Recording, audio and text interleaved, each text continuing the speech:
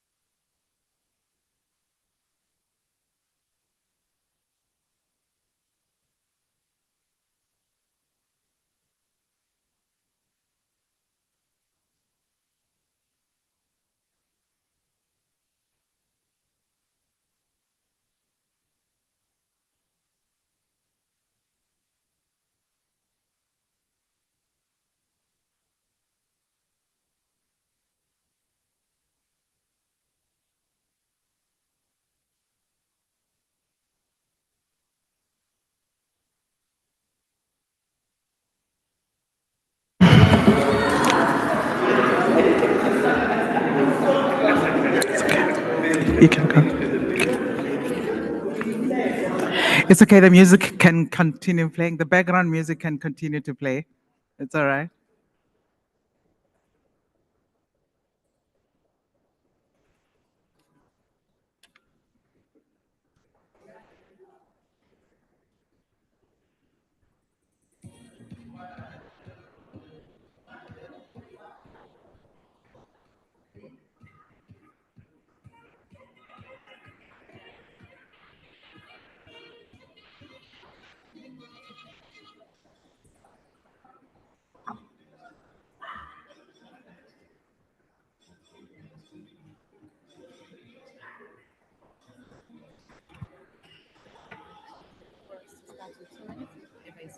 Okay.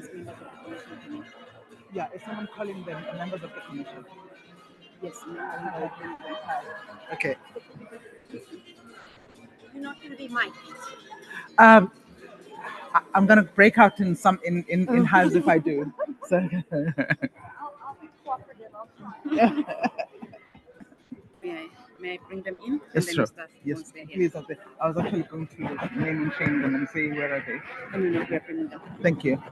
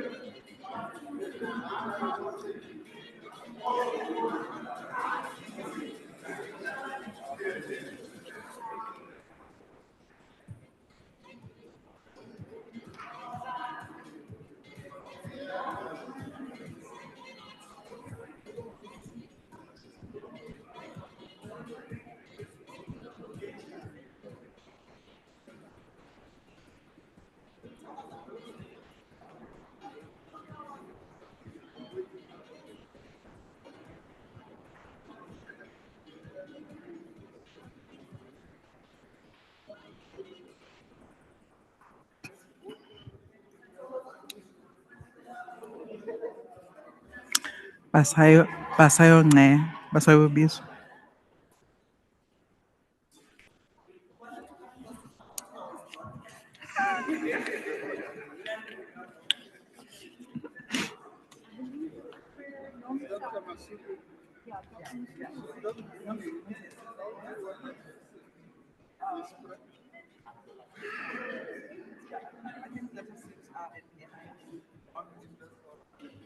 Are there enough?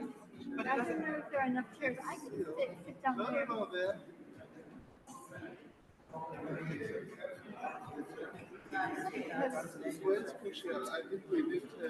I don't know if the authors are on the stage. Okay, Toby is not here, so we've got 1, 2, 3, for starters, because CEO comes. yeah, and goes. Yeah, so he just comes Yes, here Martha. and goes. I'm gonna call you from the floor. Yes, I think that's fine. Please. Yeah, I think Let me call you from the floor. sure. I'll go and sit next to my husband. Where is he? He's right there. Sit next to him. Okay?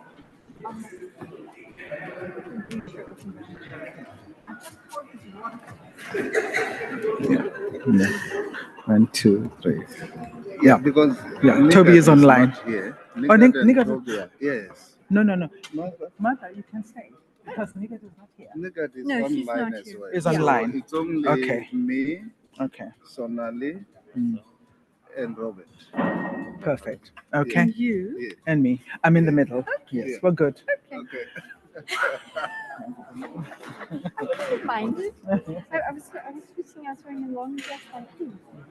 Oh, I've learned never, Exactly. ever. My grandfather used to have a fit when we started pulling our dresses.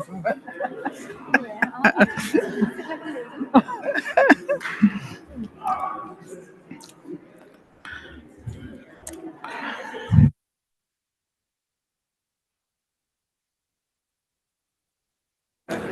To the audience online, we are. If you can just give me two minutes, we are waiting for the the the high. It's not the high table. We don't do high tables. For a few people just to come through. They'll be through in about 2 minutes.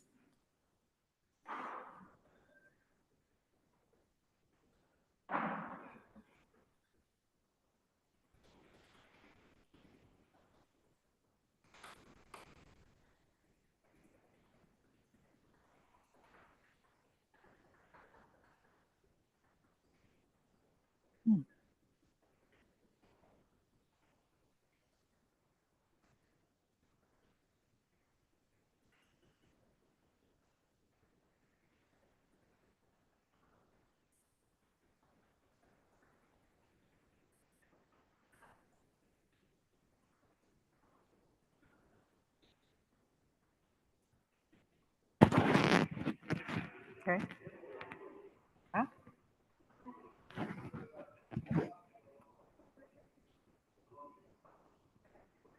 Reference mine.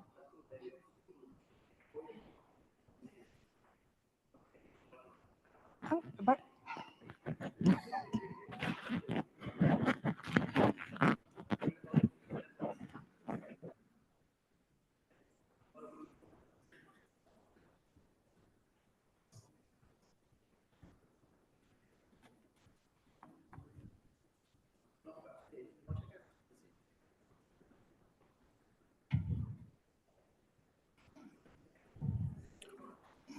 welcome, commissioners. Please take your seats.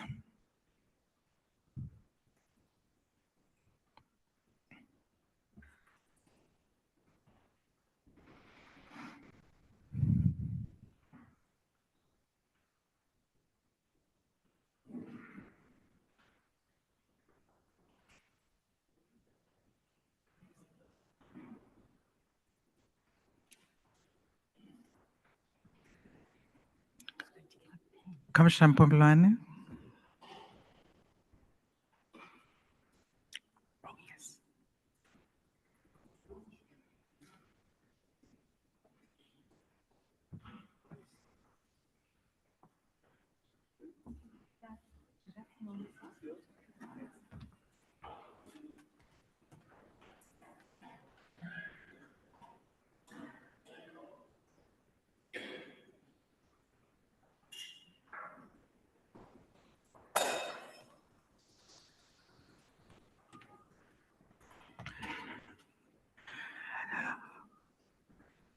Good morning, everyone, and good morning to all of you that are here physically. We have also quite an audience that is joining us virtually. Good morning to the virtual audience. You are most welcome. We feel your presence. Allow me to get us going. We are a few minutes late. We will try and make up for lost time. Let me first, for the audience that is inside the room, ask that you please remember your cell phones, either put them on silent or on vibrate. May I also ask the team that is looking at the facilities to please help us with the air conditioning so that the last row over there doesn't freeze. I'd be grateful if you could do that.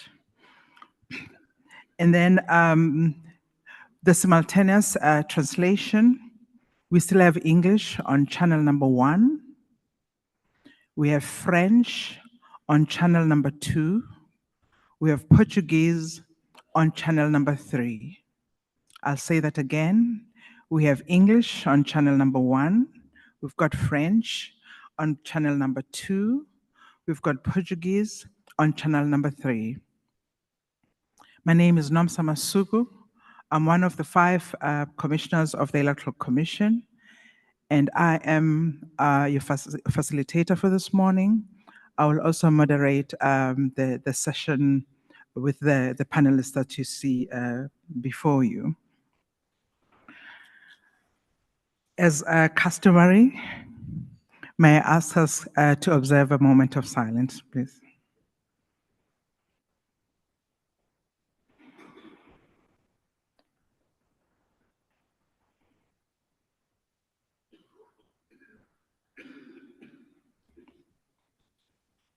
Thank you very much. Let me, before we proceed, acknowledge the following. We have in our midst the President of the Electoral Commissions Forum of SADC and the Chairperson of the Independent Electoral Commission of Botswana, Honorable Justice Barnabas Nyamadzabo. Let me also introduce to the virtual audience in particular, the Vice Chairperson of ECF SADC, as we call it, Mr. Dennis Kadima, who is also the Chairperson of the Electoral Commission of the DRC in absentia. Let me recognize the ECF SADC Executive Committee Chairperson and the Chairperson of the Electoral Commission of Namibia, Dr. Elsie Nikemboa. They are chairpersons, they are commissioners, they are heads of administrations, sometimes called chief electoral officers, in other places called executive directors, as the case may be, of various electoral management bodies. We've got senior officials of electoral management bodies with us as well, from the SADC region and beyond. Let us also acknowledge the acting UNDP resident representative to South Africa, Mr. Gabriel Dava, and representatives from all international organizations and partners here present, representatives of the Association of World Election Bodies, AWEB, that is its secretariat. We've got 2 representatives in our midst. Let me recognize the editor and our partner of the South African Journal of International Affairs, the guest editors and the authors, and then the Taylor and Francis Portfolio Manager for Southern Africa as well. If I have left anyone else, please do accept my apologies and let me say to you, I see you, I recognize you, even though I have not said your name here. May I then begin the session by reminding us you have before you this that you have. It has your program, it has the bios of all the people that will be speaking to you, but it also has the bios of all the authors and contributors to the journal that we have come here to launch. Incidentally, for the record, let me just say we're here to launch the special issue of the South African Journal of International Affairs, focusing on safeguarding EMBs in the age of democratic recession. That is what we're gathered here to do today. On that note, allow me to please welcome the Chief Electoral Officer of the Electoral Commission of South Africa, Mr. Simon Mabulu. Kulubo.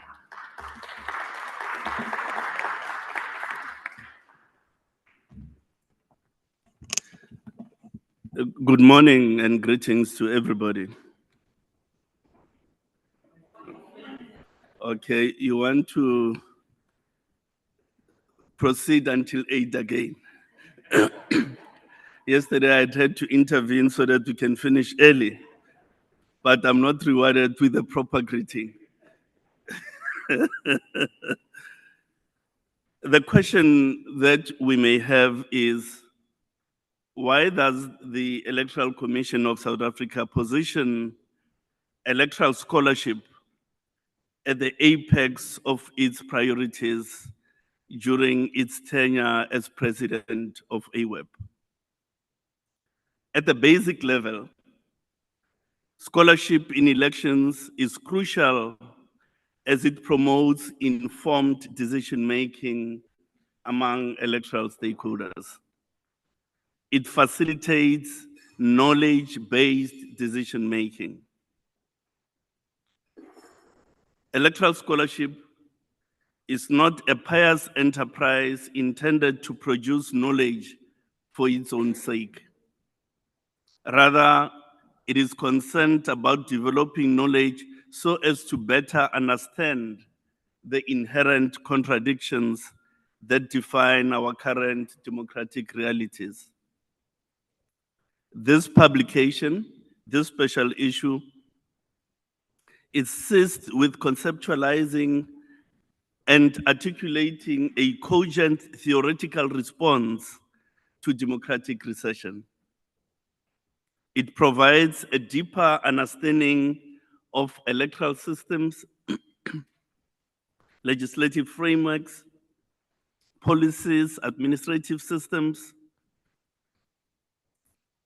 by fostering a more knowledgeable cadre of electoral administrators. Additionally, scholarship helps counter misinformation and encourages critical thinking, contributing to the overall health of electoral and democratic processes.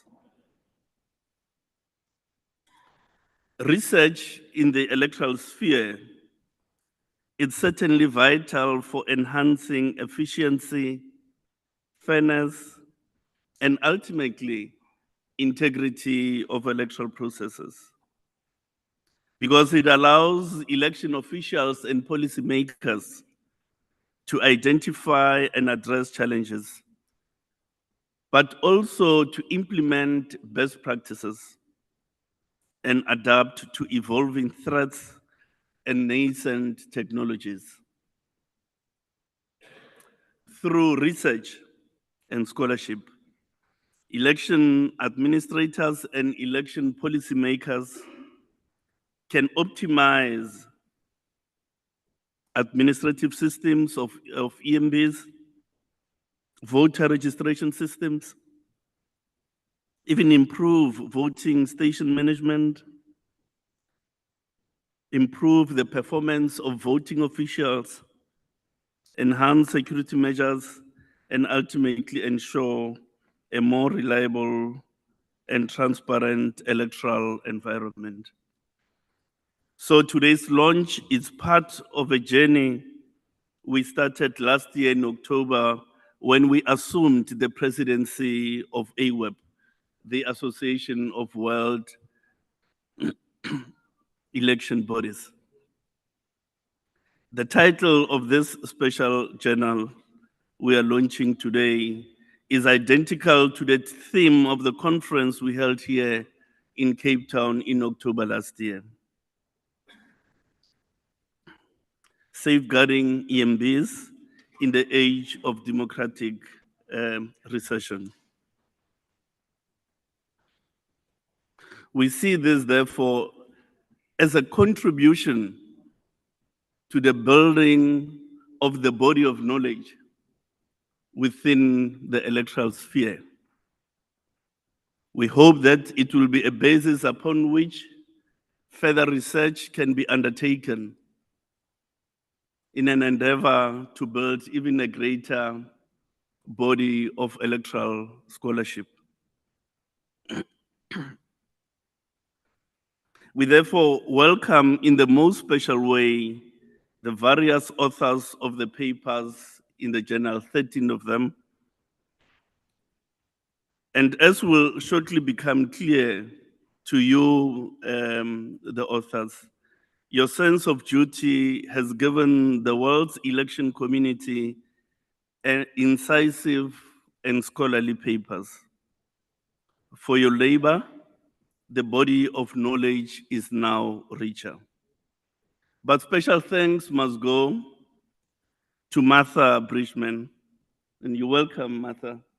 When we first had a virtual meeting to talk about the possibilities of this special publication before the end of 2023, Martha was of the firm view that it was a sheer impossibility.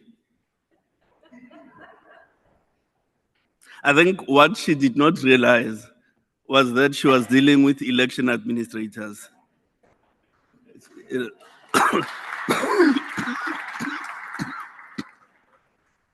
But thank you very much. Thank you very much, Martha, for your cooperation and the institution you represent. It's been a journey of learning with lessons that I think other institutions can benefit from going forward.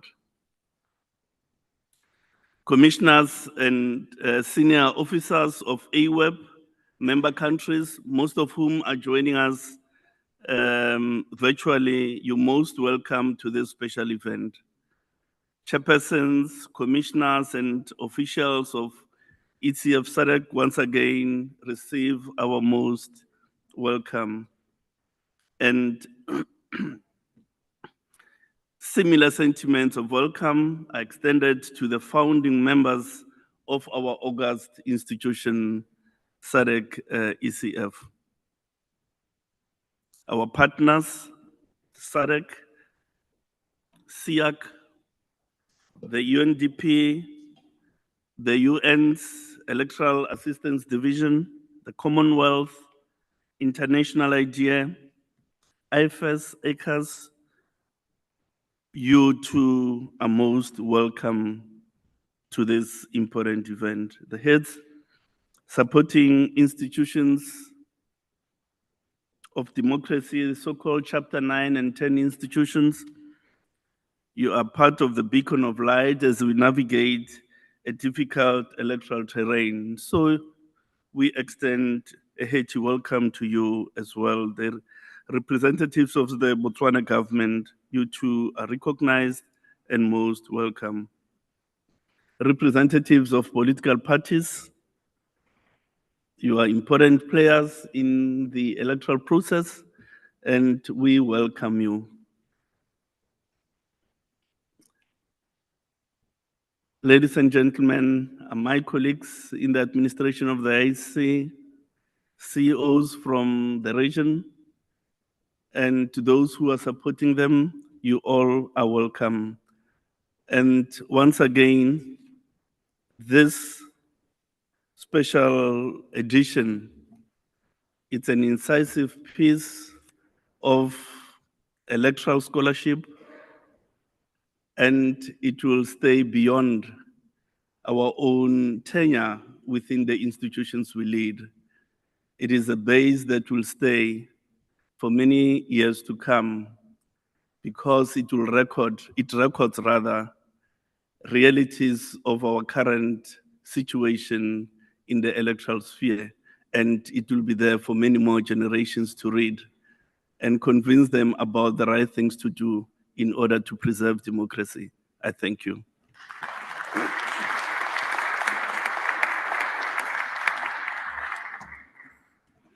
Thank you very much, Sai, for that welcome note. At this point in time, we go into a panel discussion. And at this point in time, I'd like to introduce to you a sample of the contributors to the journal. Some of them join us virtually, others are in front of you here. Let me start by introducing Professor Toby James, who is Professor of Politics and Public Policy at the University of East Anglia. He is joining us virtually.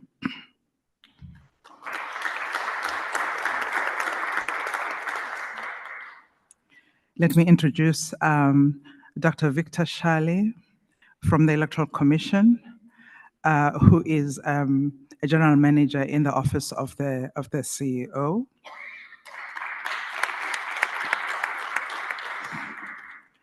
Let me introduce to you Ms. Sonali Campion from the University of East Anglia in the United Kingdom.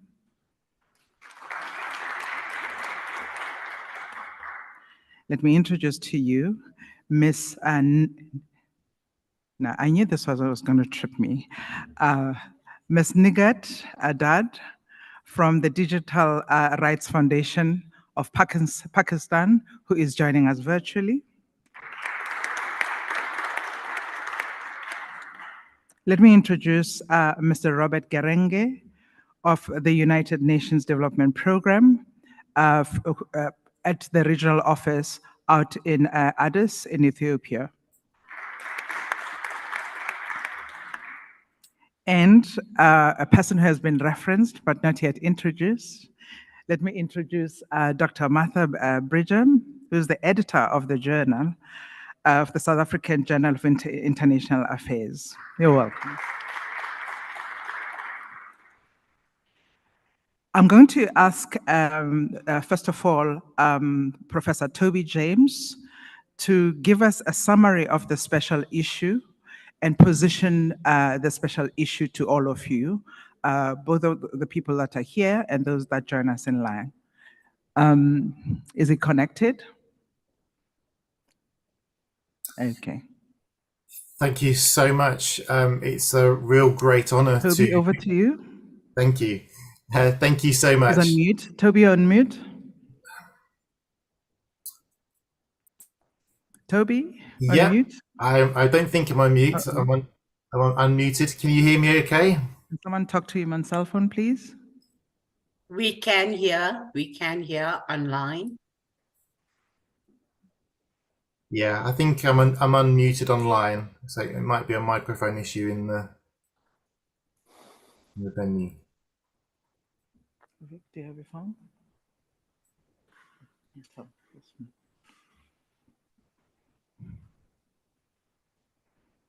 I believe those pauses allow us to breathe a little bit.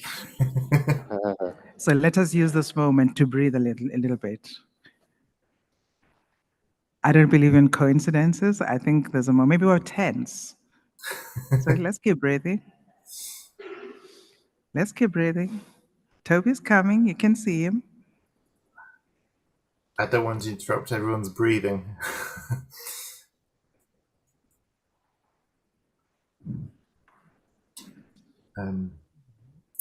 Okay, can you now hear me okay in the room? Toby, welcome. You can hear me okay? I think you'll have to start all over again. Don't worry, I didn't start. I was enjoying the moment of calm reflection as well. So thank you so much. Welcome, Toby. Take it. It's a real great honor to be with you today, to be part of the conversation. And my only disappointment is that I can't be with you there in Cape Town in person to give my thanks to the South African Electoral Commission, to AWEB, to all the partners that have been part of the project, Martha Bridgham, the guest editors themselves, and of course the authors who have made such fantastic contributions towards the scholarship of elections, which will be really useful for electoral practitioners going forward. I guess really this event is happening at a very important moment time in our history. Up until now, the history of elections and democracy has been one of progress. It's been one where civil liberties have been spread around the world, and especially since the 1970s and the so-called third wave of democratization, more and more people have been able to participate in elections that have gradually been improving in terms of their quality and their inclusiveness. But in more recent years, we've seen headlines such as these. We've seen major concerns that potentially we're going in the opposite direction, that we've reached a tipping point, concerns about democratic backsliding around the world. So to give a very brief overview of the special issue, it really begins by trying to think about this concept of this moment in time that we're facing. And it's often been argued that we are facing a democratic recession in many countries around the world. And we're seeing problems such as these featured on the screen here on constitutional changes of government, for example, restrictions in civil liberties, or the spread of disinformation around the world. The special issue introduction begins by just trying to set out some of the key themes that we have in terms of the available data around the world. So according to the Varieties of Democracy project, for example, this is the pattern. According to their data, at around the moment of 2012, the quality of democracy globally began to level off, and then we saw a gradual decline. Well, what about elections? Elections are the absolutely indispensable part of the democratic process. They're not the only part, but they are the crucial part. So in the special issue, what we begin to do is to look at these trends with respect to elections. So the Electoral Integrity Project, for example, maps the quality of elections around the world based on expert assessments for each country. So we ask experts in South Africa, in Botswana, in Ghana, in Brazil, in Argentina, their assessments of the quality of elections.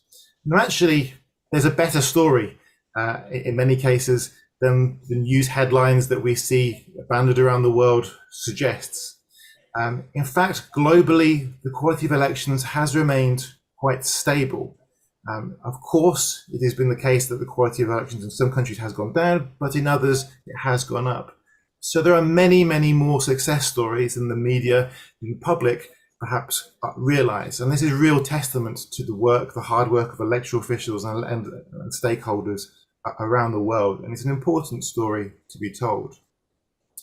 That said, there are still variations. There's variations in terms of the strength of the parts of the electoral cycle that seem to be working well, and those areas where there is need for improvement. The figure here shows you the increase in the last 10 years over parts of the cycle. Electoral finance seems to be an area that's marginally improving, but that is also the area where the greatest problems are often found in terms of the integrity of elections around the world. As the figure here shows, which is in the introduction to the special issue, again, you see a story of overall things remaining relatively stable, but also increases in the quality of elections in some countries, declines in other places. Now, electoral management bodies are really at the heart of this story. The story, the future of democracy, is an unfinished story. It depends not just on a range of structural factors, things outside of our control, but the work, the essential work of electoral management bodies, the people who are the front line of democracy that really make democracy happen for the individual voter. They are broadly often defined as the organization or the body that has for the sole purpose and is legally responsible for managing some elements of the election. So what is the pattern? What are the patterns with respect to electoral management bodies? So in the introduction, we set out some of the global patterns in terms of expert assessments. Those are not our assessments, not my assessments. They are the expert assessments within the particular countries. And again, we see global kind of variations in terms of the quality of the delivery of elections. But the crucial thing is what is driving, what is causing this, and what can be done. Now, I think as the introductory speakers pointed out, scholarship has a really important role to play here. And up until now, while a lot has been written through scholarship, there has been some major gaps. So it's been the focus of academics, for example, to consider the independence, the capabilities, and the constraints on electoral management bodies. And they are all very important factors.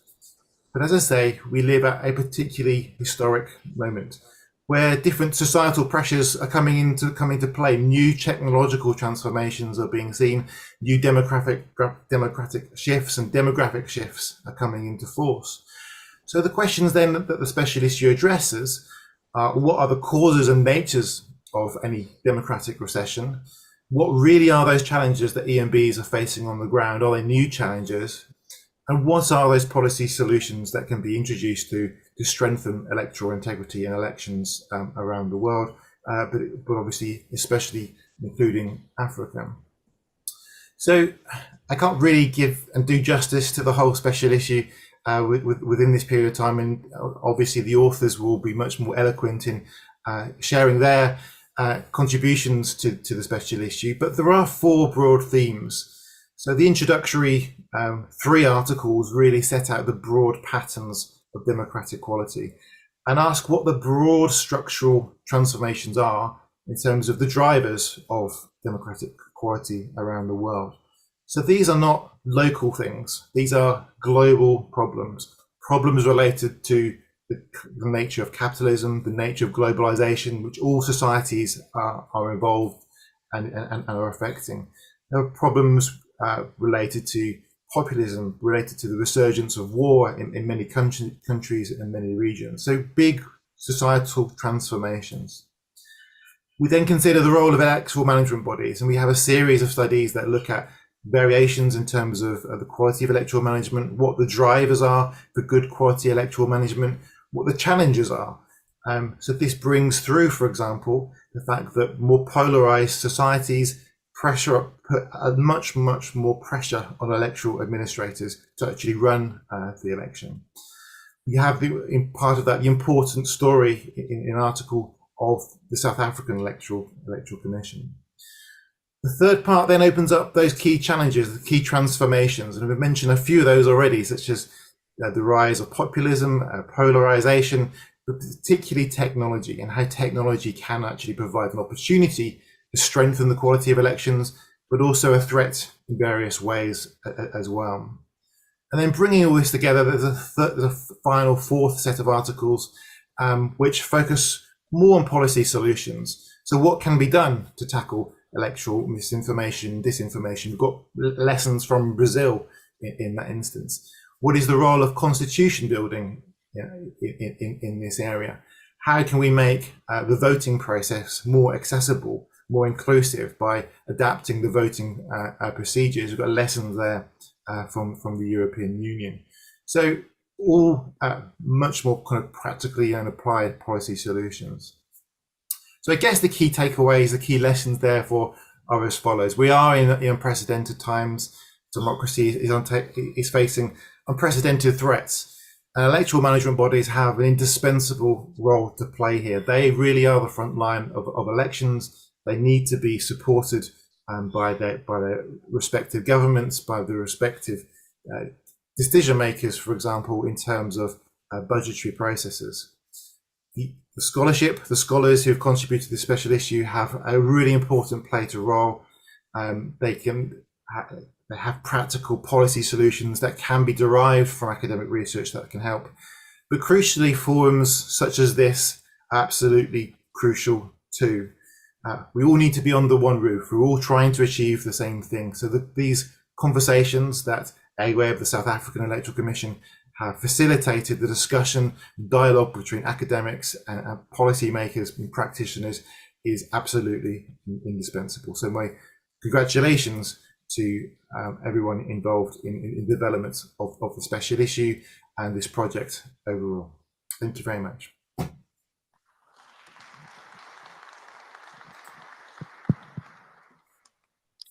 Thank you very much, Professor James. For purposes of this moment, allow me to just call him Toby. To my panelists, I will also just revert to your names. Pardon the familiarity. I think it makes it better when you call a person by their first name when you're having a chat. So the next thing that I would like us to do, what Toby has done is to outline the 4 baskets in the journal. But I think in very simple terms, today we're talking about where practice meets theory, thing meets analysis. And you have this movement where as you practice, and the theorists look at the theory, you improve your practice, but also practice goes back and influences what the development of theory. So this is where we are. At this point in time, I'd like these contributors to the journal. They have been selected in order to represent each basket.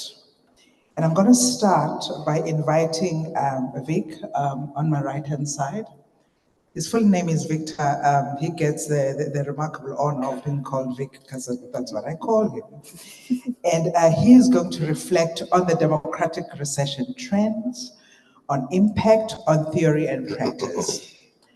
Vic, I accept that we will have to read your article that you've taken a lot of time to write. But will you give us a taster of this broad basket in the journal, please? Thank you, Dr. Masuku. Allow me to align myself with the established protocol.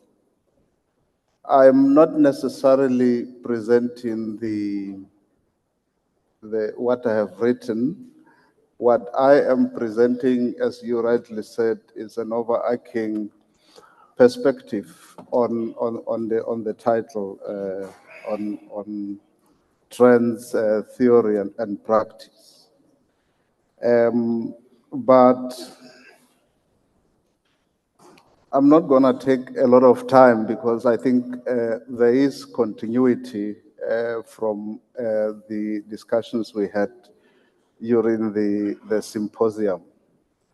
There was quite a lot of discussion around democracy, the different manifestations, the typologies, and so forth. So I'll go straight to the point, but maybe to begin by saying that when we conceptualized the theme for the AWEB Global Conference,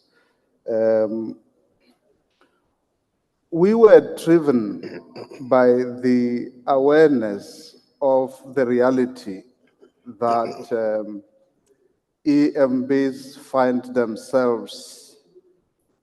Of course, they are creatures of the political, socio-economic context within which they operate, but we find that more than ever before, they are really trapped into this evolving environment of what has been termed democratic recession. So there was quite a deliberate choice of the theme of the AWEB conference, and indeed this publication. We've heard from yesterday, as you will find in the journal, that, and indeed in many other studies, the reference to the accelerated breakdown or the reversal of democracy, the decline in inequality of democracy in large countries especially. This is really, especially if you look at how the likes of Larry Diamond look at this phenomenon. Then there's issues around political will. So the long and short of it is that the democratic recession discourse pendulum is definitely in motion. And we do not then belabor in trying to understand what it is about, because it actually does manifest in many different ways. And so it gets called by different names. It's a reversal. In fact, we had a new perspective yesterday from Professor Matlusa calling it a democratic hemorrhage. I must say, Prof, that sounds scary when you say hemorrhage. From a non-English speaker like myself, hemorrhage thinks like the end of the world.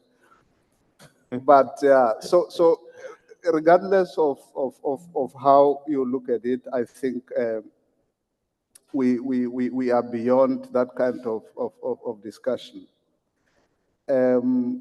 But really, I think the democratic recession theory perspective is that once you have the manifestation of the kind of elements that were touched on yesterday, and you'll find a lot more of those in the journal, then democracy gets weakened. And then autocracy sets in. That's basically the general theoretical explanation to this. So the next question then is, how does it impact, especially on EMBs? My take is this differs from region to region.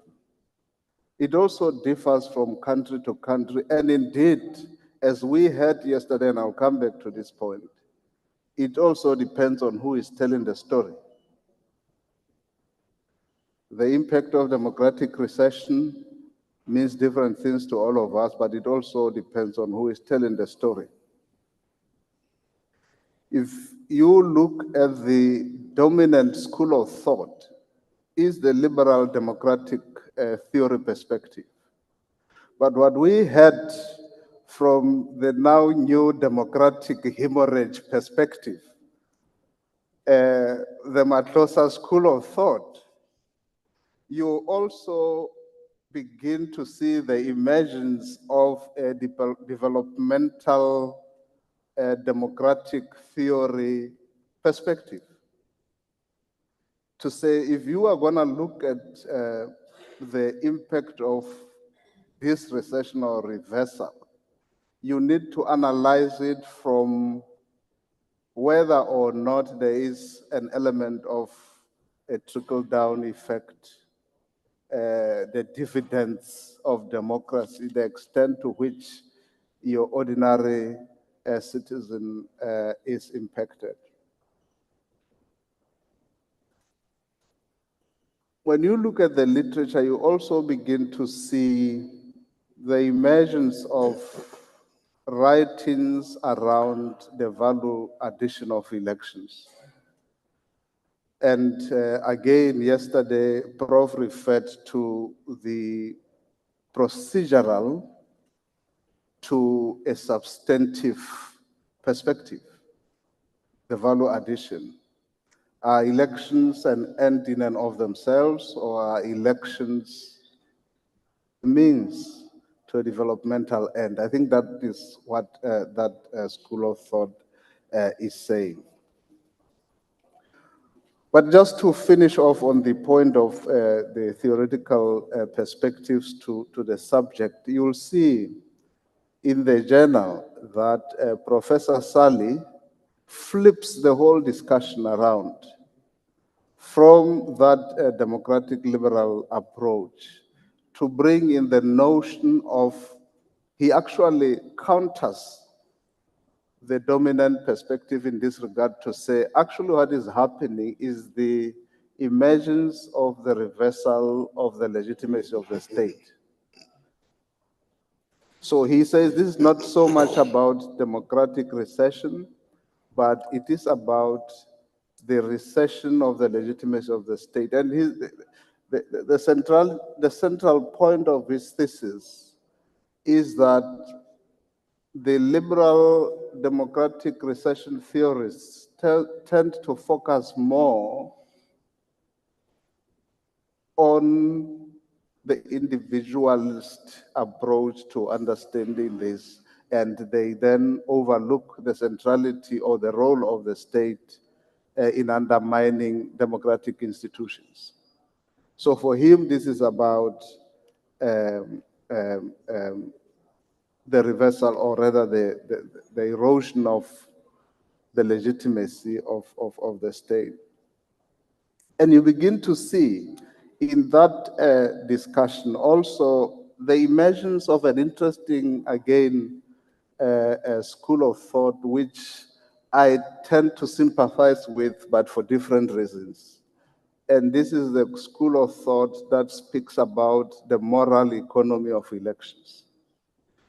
Because at the center of that school of thought is still the interrogation of the value addition of elections.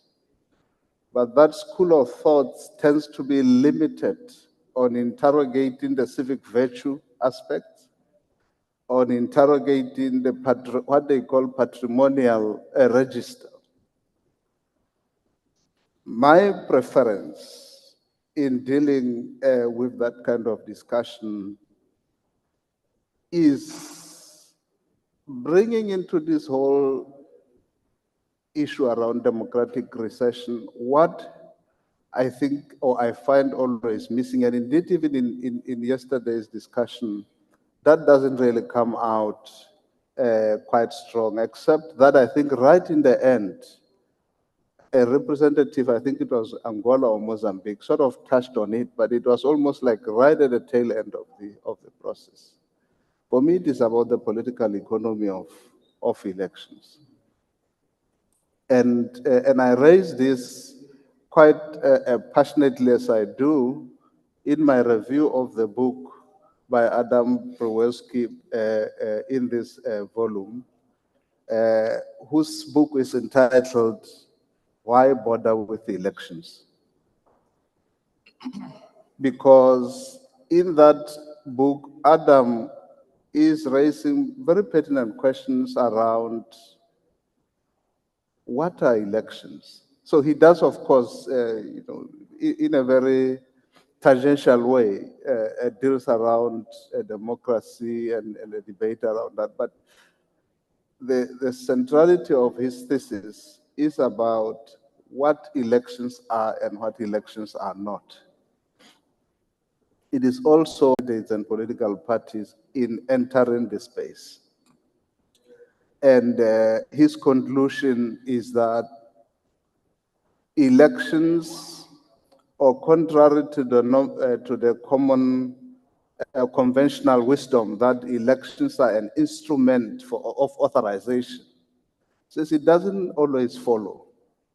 And then he goes on and on about giving examples of where this is. Chair, I know when you look at me, you want me to stop. Yes, I do. So, and I've got the time screaming at you. Yes. So maybe just to conclude, Chair, and I can come back when we open up for the plenary. My view is that I think as we look at democratic recession, or whichever way name you call it, and its impact on elections, we must also confront the big elephant in the room, which is, in my view, the nexus between the business of elections, human rights, because if I mean, you look across, and somebody mentioned this yesterday, you look across, and the speaker mentioned it, and I have to make this point because I think that was quite profound, to say, as politicians, we always bash you because it's easy for us to do so. So EMBs are like endangered species. But the reality is, the big elephant in the room is that why do we even bother to go to the extremes that we go as election managers, to delivering a simple exercise? And at the center of that, you'll find that it is about the business of elections. So there's always increasing demands on EMBs to do this, to introduce this system and so forth, because of the elections, of the business of elections. Last point, Chair. It's the also commonly held a view that we all have to really do everything we can for the purposes of the integrity of elections. My argument is, elections are not always about integrity. And I'm raising this point because somebody or two speakers yesterday spoke about the understanding of democracy and what it means to us as Africans. To say, elections, yes, are about integrity, but we also should not overlook the patrimonial value addition of elections, that some people participate in elections simply for kinship ties in our African context, nothing more. For purposes of, so they use elections to fulfill social purpose. So all I'm saying as a last point is that when we engage in electoral democracy discussions, safeguarding EMBs, mitigating democratic recession impact, we need not be carried away by the liberal perspective approach to the discussion that tends to take care mainly of the Western context. Okay. To look at all aspects that then help us to apply ourselves accordingly in different contexts. I thank you, Chair. Thank you very much, Vic.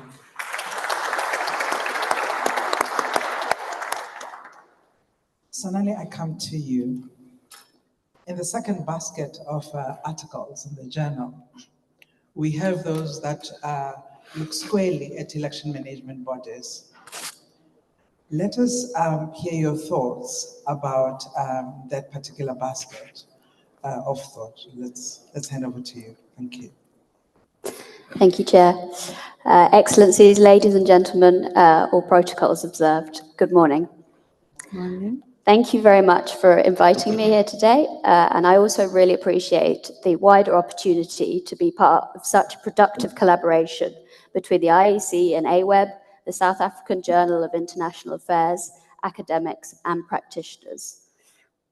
The paper I co-authored with Professor Jager, former chairman of INAC, who I'm sure many of you are familiar with, asked whether democratic backsliding is negatively impacting election management bodies, or EMBs, as we now know as the SAPI acronym. As backsliding is associated with the erosion of democratic institutions, we sought to find out if there is a decline in key EMB indicators which might correlate with a wider trend of democratic decline or recession. While our analysis focused on the period of democratic recession, which has been dated by Larry Diamond to around 2006, it is worth providing some background, as has been explored elsewhere in the special issue and Dr. Chalet touched on. The end of the Cold War and the end of apartheid saw a wave of transition toward democracy across the continent. Although a wide range of regimes types has transpired, competitive national elections have become both routine and widely accepted as the necessary means to legitimize political power. So this period saw the establishment of independent or so-called mixed model EMBs, where there's an independent oversight body. The advances in embedding elections and deepening democratic values in the 1990s and 2000 can in part be credited to concerted efforts by EMBs and their leaders to build capacity and strengthen electoral processes.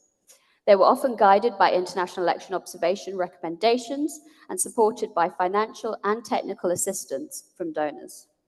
The new generation of electoral institutions marked a break from fragile and easily manipulated election administration models that followed independence, often inherited from the outgoing colonial powers. However, the performance of individual African EMBs, even after these new structures were introduced, could still be weak or inconsistent during the third wave, often due to deliberate strategies to influence, obstruct, or undermine electoral institutions. So for our data analysis, we looked at the Electoral Authorities Index, which Professor James introduced the map that he showed, that's the Electoral Authorities Index, and Electoral Operations Index from the Perceptions of Electoral Integrity Project, as well as election management data on autonomy from the Varieties of Democracy Project. These data were selected as they give an insight into EMB performance and EMB independence, both of which have been shown in the academic literature to contribute to the integrity of elections. To summarize our findings, the perceptions of electoral integrity indexes suggested no overall pattern of decline in the past decade that might be associated with democratic recession. This again chimes with Professor James's introduction that election management bodies have, in some cases, held up very well. Instead, we identified significant diversity in EMB performance across the continent, suggesting some continuation of the mixed outcomes of earlier decades. Similarly, the EMB autonomy data showed that of the 51 African countries that we looked at, an almost equal number of countries experienced net decline and net improvement between 2006 and 2022. 4 EMB scores remained unchanged across the period. The autonomy data also offered additional insights which are worth noting. First, in many countries, the trajectory was not stable. There's been significant fluctuation over the 16-year period, suggesting that EMB autonomy across the continent needs to be cultivated and secured on an ongoing basis. Second, it was concerning to see declines among the highest performing EMBs of the mid-2000s, i.e. Ghana, Mauritius, and South Africa. In 8 countries, there were also declines between 2021 and 2022, which might be linked to COVID-19, although further investigation and data would be needed to confirm this. Clearly then, there are still significant pressures on EMBs. To explore this further, we looked at 2 country case studies. The case of Zambia showed that backsliding can significantly undermine institutional integrity and stakeholder confidence. However, even in this context, an EMB can maintain a level of functionality that ultimately delivers a turnover of power that is accepted, as we saw in 2021. The case of Ghana shows that escalating polarization, particularly in the social media age, and the weakening of mechanisms that build political consensus around the delivery of elections, have impacted negatively on the perception and operational independence of the EMB. The particular challenge posed by political polarization to election delivery is also explored in another special issue article by Toby James and Holly Ann Garnett. Our study therefore shows that the challenges facing EMBs are multifaceted and come not just from anti-democratic leaders, but from factors ranging from weak legal frameworks and evolving digital technologies to environmental factors such as pandemics and natural disasters. This points to the need for sustainable and coordinated efforts to strengthen EMB autonomy and performance, and many of the policy recommendations in the special issues speak to this. Mechanisms for stakeholder consultation and engagement, particularly with political parties, must be strengthened to build trust, but also political buy-in. It must also be recognized that both the demands on EMBs and the number of organizations involved in electoral governance today has proliferated. Strong working relationships are therefore required with a wide network of everyone from civil society, the media, government bodies, suppliers, security agencies, tech platforms, courts, to deliver the capacity and expertise required for credible elections in the 21st century. These networks must be cultivated not just during the electoral period, but over the electoral cycle in order to strengthen the democracy ecosystem that was discussed yesterday in the symposium. High quality and effective human resources are also critical for the credible elections. Another recommendation I'll highlight is from the second paper, which I co-authored with Toby James, Holly Ann Garnett, and Eric Asplund for the special issue. This underscores the importance of training institutionalization in election management. We argue that the more embedded staff training is in the electoral process, the better the quality of elections and the experience of the citizen will be. We identify factors which contribute to institutionalization, namely legal requirements for training, mandatory training or certification for poll workers, the temporary poll workers, ongoing learning and development opportunities, especially for permanent EMB staff, and organizational infrastructure for training and professional development. The study draws on analysis from a global survey of election management bodies and finds that training institutionalization tends to be associated with the overall quality of democracy and economic development, suggesting it is a worthwhile area to invest in. So to close, effective election management bodies are characterized by independence, but independence which exists not just on paper, but in practice. It also requires EMBs to have the capacity to deliver on their mandates and the ability to inspire confidence or trust in citizens. Just as elections should not be conflated with the realization of democracy, an effective EMB alone cannot deliver a credible election. However, resilient electoral institutions are an essential part of the realization of electoral integrity and elections that would contribute to democratic strengthening. Thank you very much. Thank you very much, Sonali, for that, and thank you for delivering it within the allocated time. No shade to you. No shade to you, none at all. Okay. Let us, I think, move on, and we've moved from trends, from theory to practice, and we've talked about the election management bodies themselves. Let us go into the wide terrain of societal changes.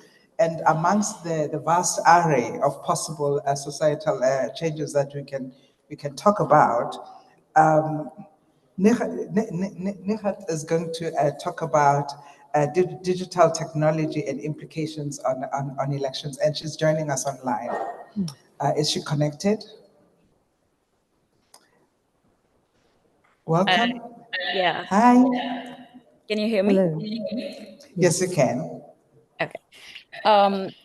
First of all, thank you so much. It's a treat to hear Sonali and Toby and Professor Shelley setting a stage really well and also reflecting on the work that has been produced. My contribution to this journal was basically around looking at the digital technologies and from the perspective of election, electoral process, but also integrity of information in the online spaces. And I'll be talking a little bit about that, but also some of the challenges that many democracies and governments and election bodies around the world are actually facing when it comes to technologies online, but also technologies related to electoral process as well. As we navigate this digital era, I think it's very important, vital for us to recognize that the use of technology in elections is not entirely novel. Rather, it represents a continuum of historical, social, and economic trends. Currently, if I'm not wrong, over 80 countries this year and next year are entering into an election cycle marked by a greater integration of technologies into electoral processes.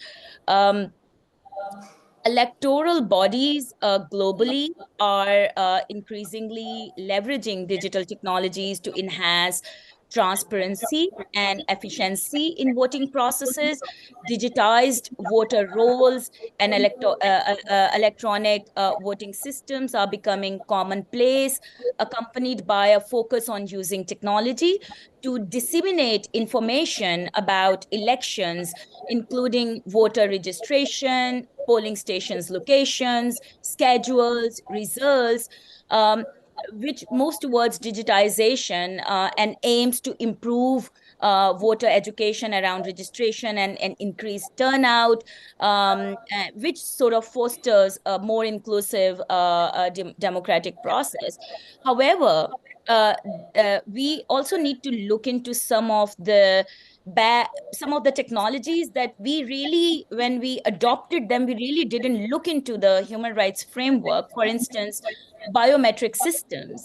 And while seeing those systems as a solution for effective voter registration and verification, really raises a concern about privacy of individuals or data protection practices. We have systems around the world like Aadhaar systems, or even in my own country, where biometric data has faced criticism for excluding individuals who cannot provide, for instance, fingerprint data, or whose biometric markers change over time. Uh, the next thing that I want to look at is basically our digital platforms and how they are seen as tools of persuasion. Over the last 2 decades, election campaigning has shifted from traditional offline spaces to digital platforms. We have seen that in Obama campaign, for instance, I think that was kind of the start of pioneering social media mobilization, which exemplified this transition from offline to online. Social media platforms have broken down barriers to democratic discourse, providing accessibility to election discussions and candidate accountability, particularly benefiting independent candidates and smaller political parties who do not have massive resources like big political parties. Uh, However, civil society groups all over the world have already been voicing out their concerns around online information integrity during election time and the need for tech platform accountability, especially in more crumbling democracies.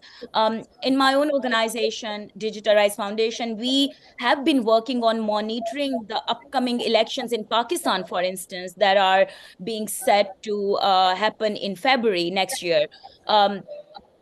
But we have already worked on this white paper titled "A Southern and Southeast Asia Lens on Online Harmful Content and Platform Accountability During Elections," where we analyzed social media platforms' policies on previous election cycles in South Asia and Southeast Asia, particularly with respect to harmful content like hate speech, technology facilitated gender based violence, and disinformation, which has undermined electoral processes and eventually democratic process.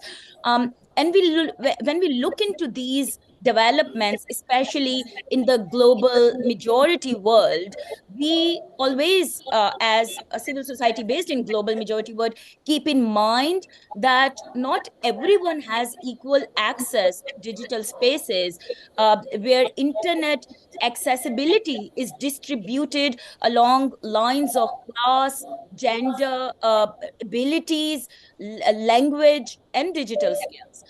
And towards the end, I would also like to touch a little bit on emerging technologies as well. So I feel that we have been into this era of social media platforms for more than a decade, and now we are entering into era of new technologies, emerging technologies, and I'm not sure that we are really ready to understand, what we are up against at the moment. So it's basically artificial intelligence and generative AI, and it complicates the electoral landscape. AI has become a powerful tool in sorting and categorizing vast data sets, influencing voter preferences and opinions. Now, like especially politicians, political parties who have more resources to leverage these tools, their campaigns are now using AI to predict and forecast voter behavior and polling results.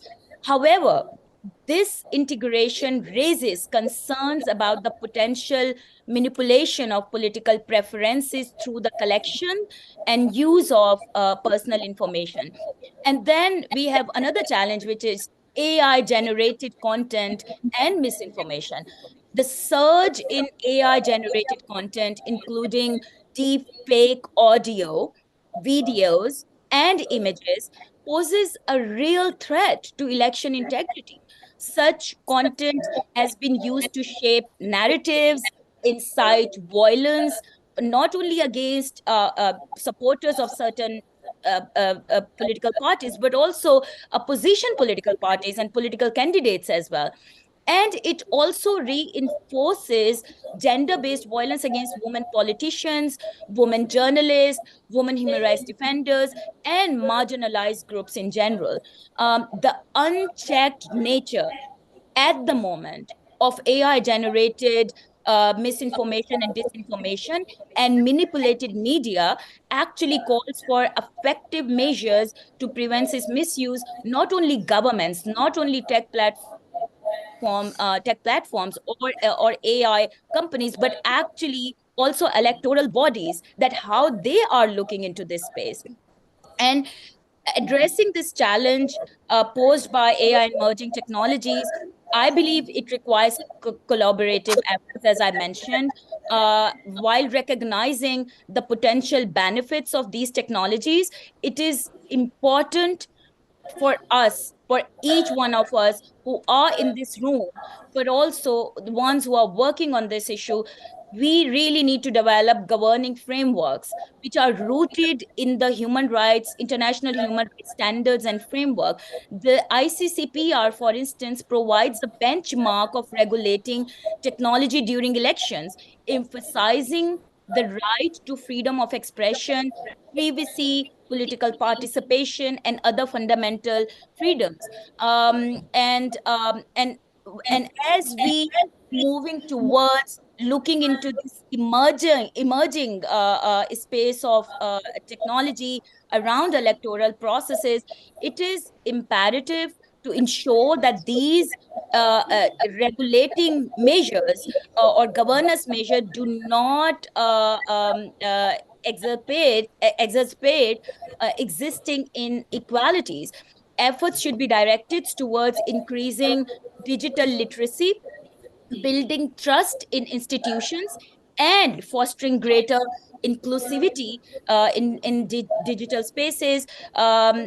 Regulations, policies, frameworks should be designed to mitigate the unchecked spread of misinformation and disinformation, but also manipulative media around AI without compromising freedom of speech in the online space, a right to association and assembly in the online space, and right to privacy. And I think striking this delicate balance requires collaboration and continuous dialogue among stakeholders like the one that we are having today. Thank you so much. Wow. Spot on. Spot on, Naga. Thank you so much for that. And she tackles an issue that I think we spoke about quite a bit yesterday. And as you can see, since yesterday, we've been weaving through the four baskets of the journal.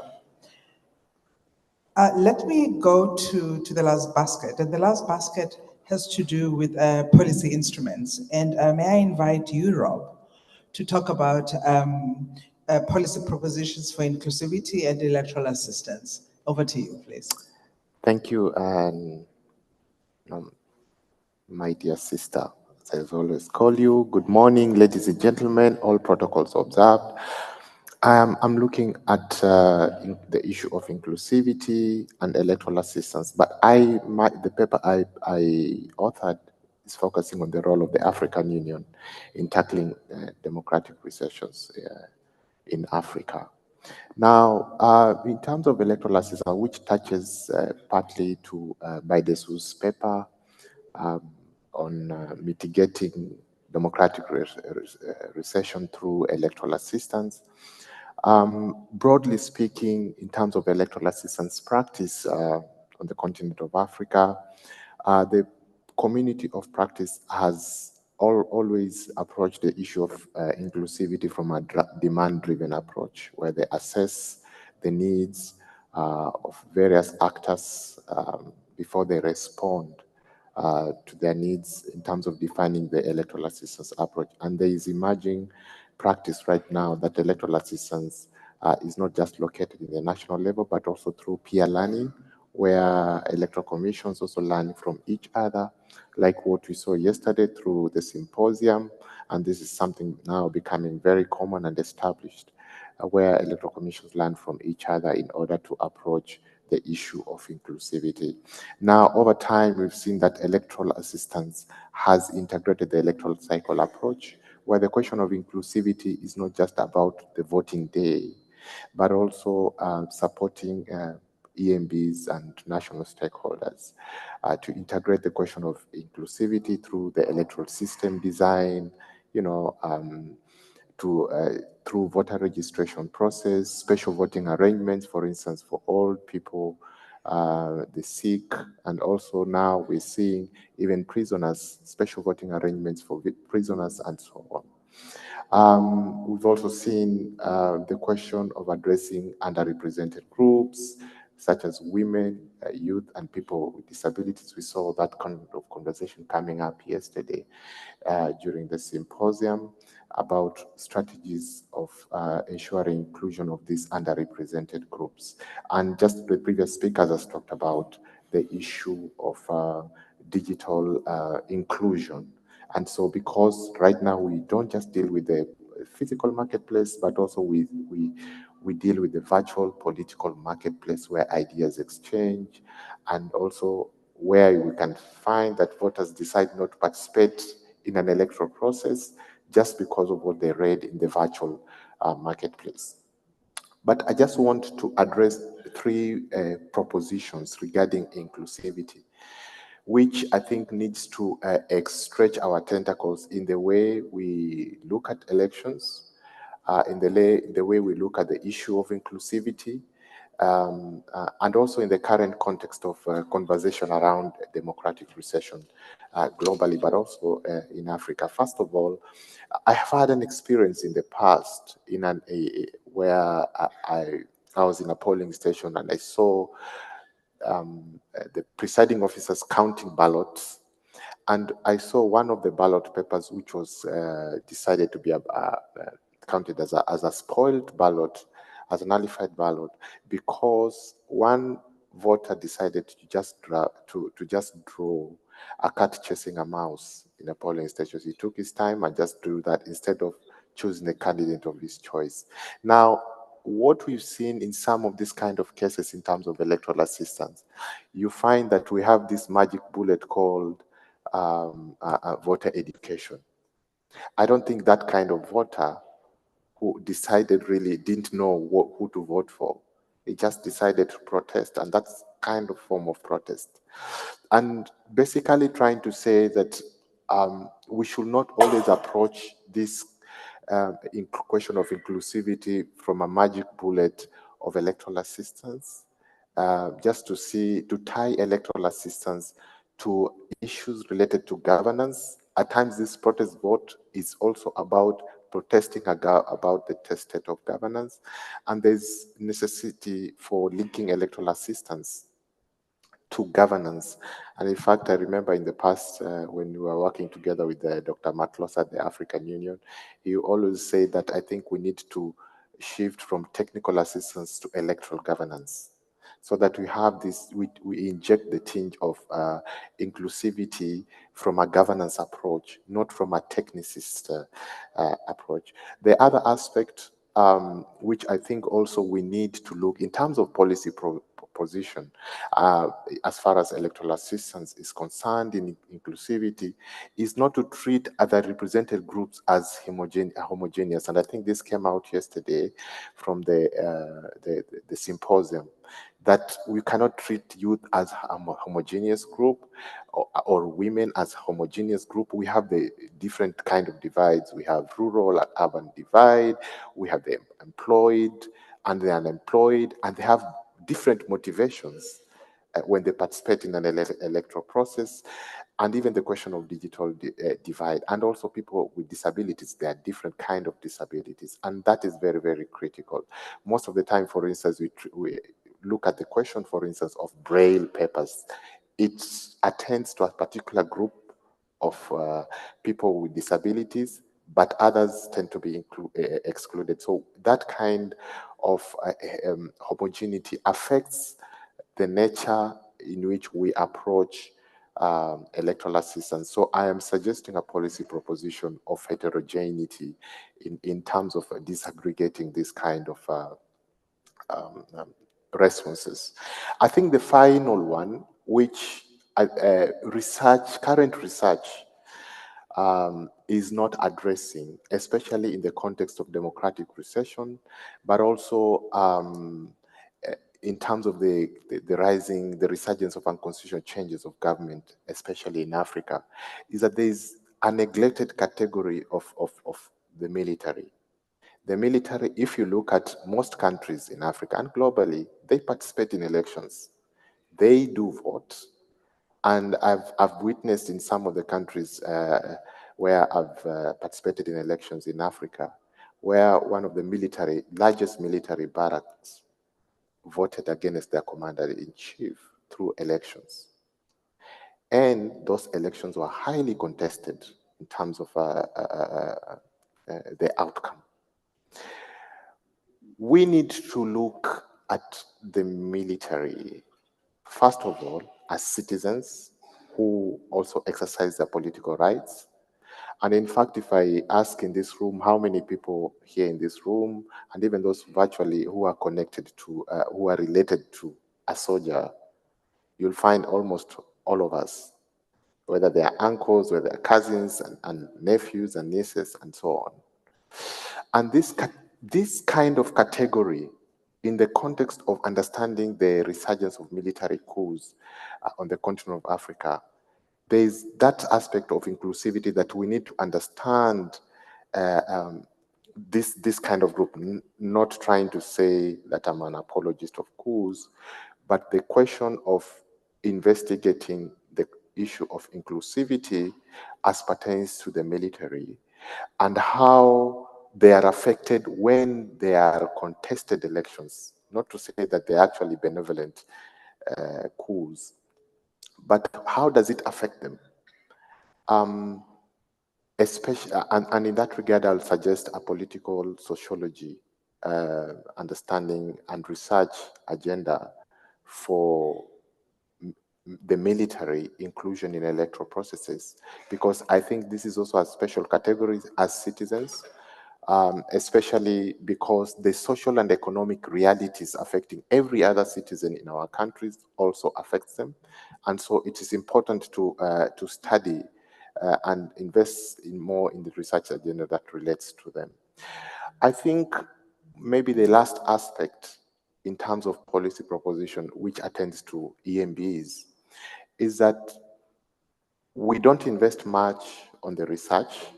In fact, if you look at budgets of EMBs in terms of how much they invest on research, most of the investment and even financial budgets is usually on electoral operations and so on. We don't look at aspects relating to research, and the research agenda in terms of looking at inclusivity, I think it's prime.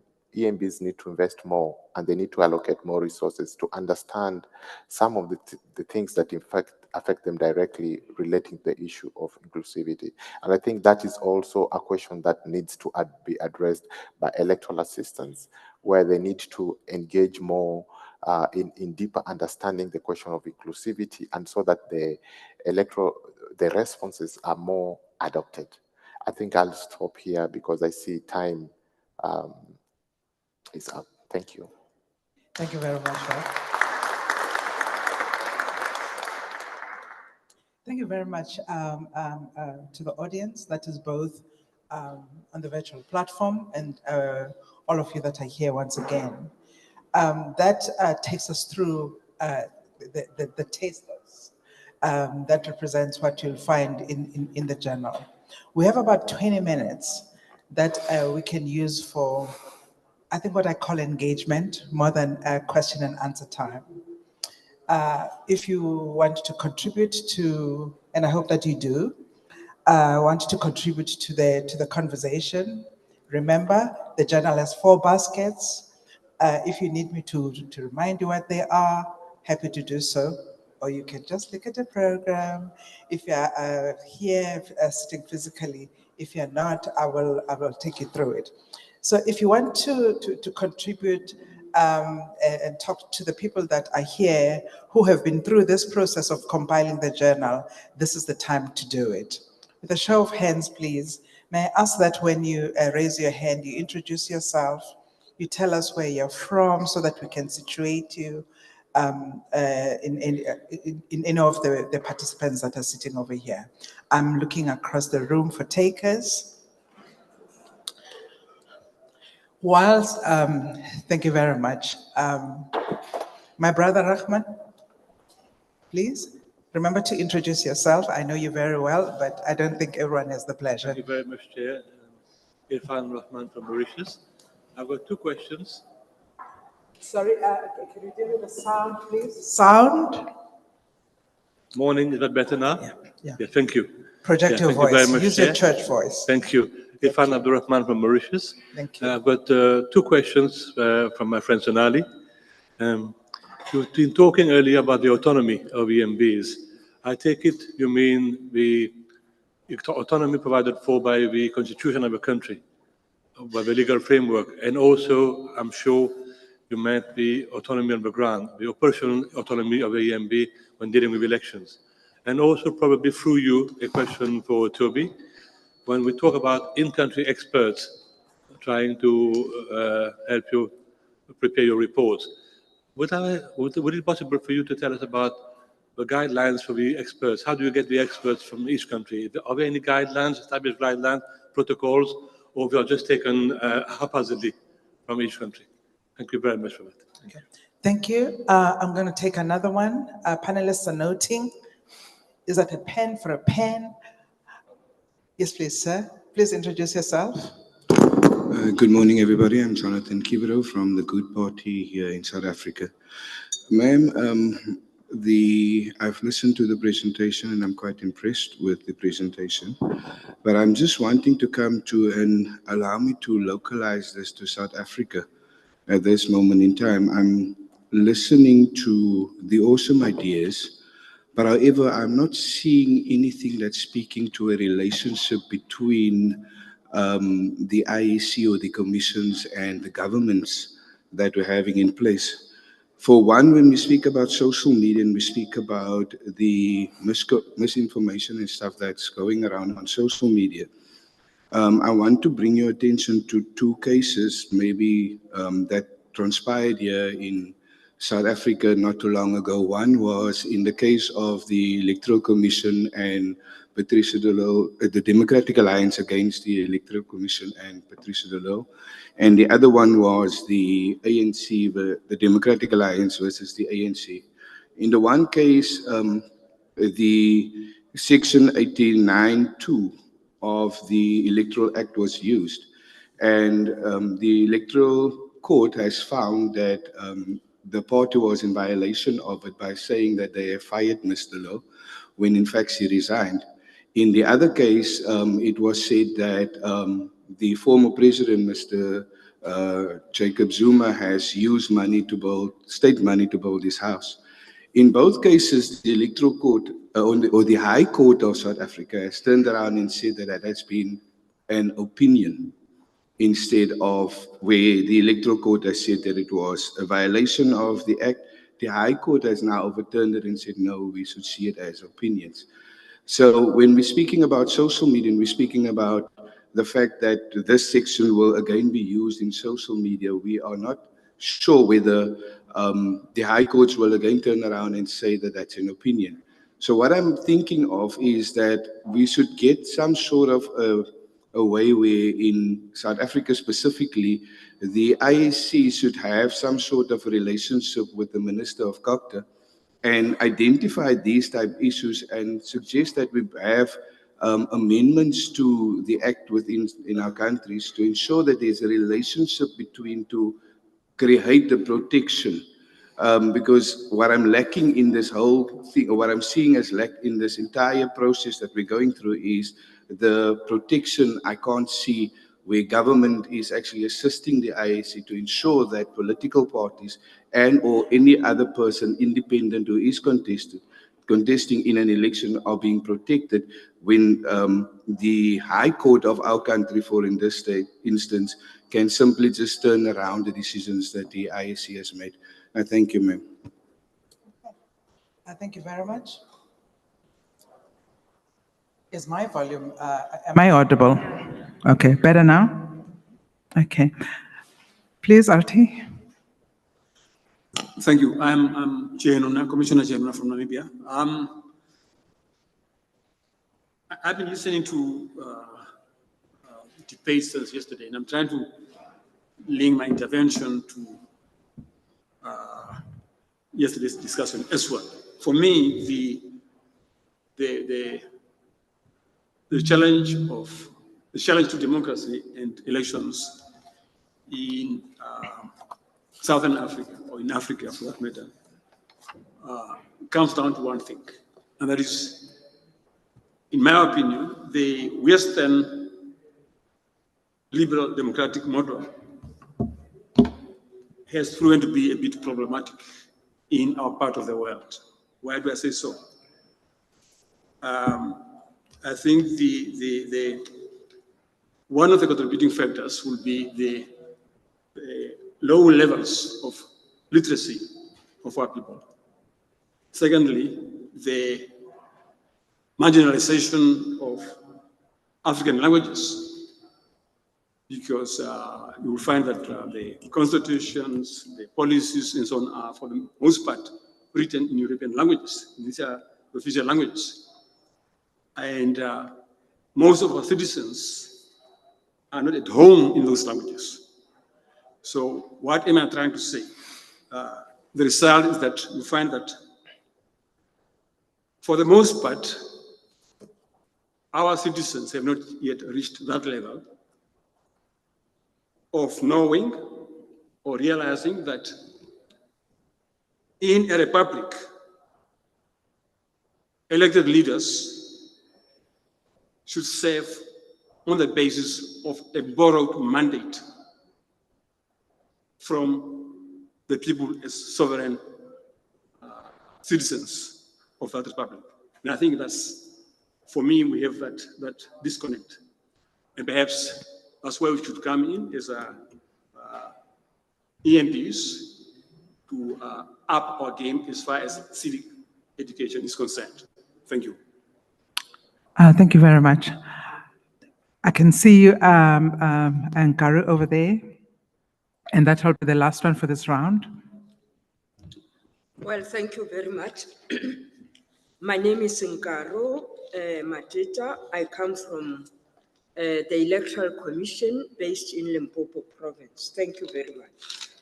I would like to comment on Victor Charles' input on the role of the state in undermining democracy. I think states differ, and I don't know whether this undermining of democracy by the state is deliberate or it's based on affordability. If it's deliberate, I think you could then perhaps elaborate on where this deliberate undermining, perhaps underfunding, the economy of elections, underfunding the electoral commission deliberately so, and then what happens when such elections are run. Then my second question is on the presenter on democratic backsliding. I think there is an observation around the 51 countries across the continent of Africa. And I think there is an observation based on research that 4 EMBs across the continent remain unchanged. So in other words, this democratic recession and whatever, is not affecting these 4 countries. I would like to hear what these 4 countries are. What is it that their residents are doing or are not doing to have these 4 countries remaining the same? So whether they ran their first election in 2012 and today is 2024, nothing has changed. Might be that participation is still 90 or 80% and so on. So if you could just clarify us on that particular aspect. My last comment is on these digital technologies. I think regulations, I think yesterday there were debates on the regulations, how people are abusing the digital platforms and they are misusing digital platforms. I think the speaker made reference to the fact that somebody somewhere, I did not get to hear who, has developed regulations. Normally when you develop regulations, the main challenge is the enforcement of such regulations and whether these regulations have been effective and they've been enforced, and is there an example where through the enforcement of this regulation somebody perhaps was fined or something happened to that particular individual who was misusing the digital platforms? I wish to thank you. Okay, thank you very much. I'm going to start with you, Sonali, and the first question was directed to you. Yeah, so, hello? There Can we go. you still hear? Yeah. There we go. So, yeah, in terms of methodology questions, sorry, let me just bring it up. So there was the question about the EMB autonomy data. So that is VDEM data, which it draws on the legal, the de jure autonomy structures, but it also takes measurements for in practice. And that's why you get more fluctuation, because often the legal wouldn't change every election. In terms of how the methodologies work, it varies between databases, but experts are usually given quite strict coding instructions, and they're selected through competitive processes and things like that. And that information is usually available with the individual databases. So you can see the code books, the instructions that they have and things like that. So both VDEM and perceptions of electoral integrity have those. I think there was another question at the end about the 4 countries which didn't change. So they were the Republic of Congo, Equatorial Guinea, Sao Tome and Principe, and the Central African Republic. I think in a lot of cases, these are some of the lower level performers that there's just not much innovation over time. However, individual case analysis would be needed to really understand the stories there. And that's what we sought to begin to do in our paper by having a couple of case studies. But I think it shows the importance in research of using case studies and drawing on the real world context, understanding scenarios before we draw conclusions about policy instruments and things like that, because the top level trends and data, they tell stories, but we need to really dig into those stories and understand what's going on in the specific cases. Okay, thank you. Nikat, are you still with us online? Yes, I am. Thank you. Would you like to tackle the question on social media? Yes, I think there are 2 questions that I could gather.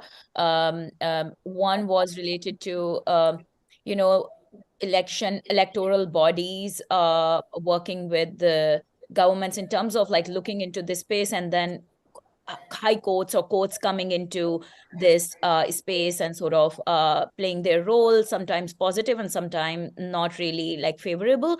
And I'll just try to give an example of my own jurisdiction, and one thing that we are struggling with the electoral bodies at the moment is, for instance, election commission in our case, that they know what is happening in the online space, but even after, the use of online spaces have been there for the last 10 years now during the election campaigns, during election day, but they really couldn't translate their frameworks and policies into an online space as well. So yes, they have guidelines for political parties, and what we are pushing election commission at the moment is that how they can amend their existing policies and frameworks, where they can also look into online space as well.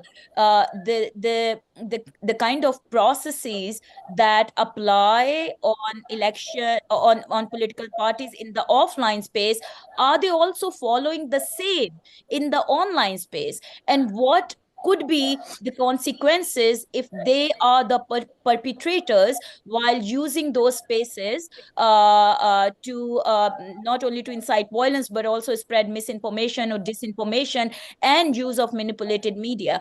So I think it's about time that electoral bodies work with the government in a way that the existing laws also address online spaces and technologies.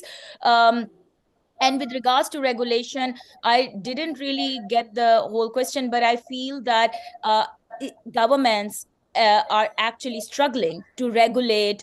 I think we lost the opportunity in last decade to look into the proper regulation around social media platforms, but now is a time to look into emerging technologies space, and I think while everyone is struggling, electoral bodies should be part of this conversation around looking into emerging technologies, and then election space, and how they are also part of the conversation and eventually solution. Thank you. Thank you very much. Nehat has to leave us at this point in time. Could you please join all of us to say thank you to her?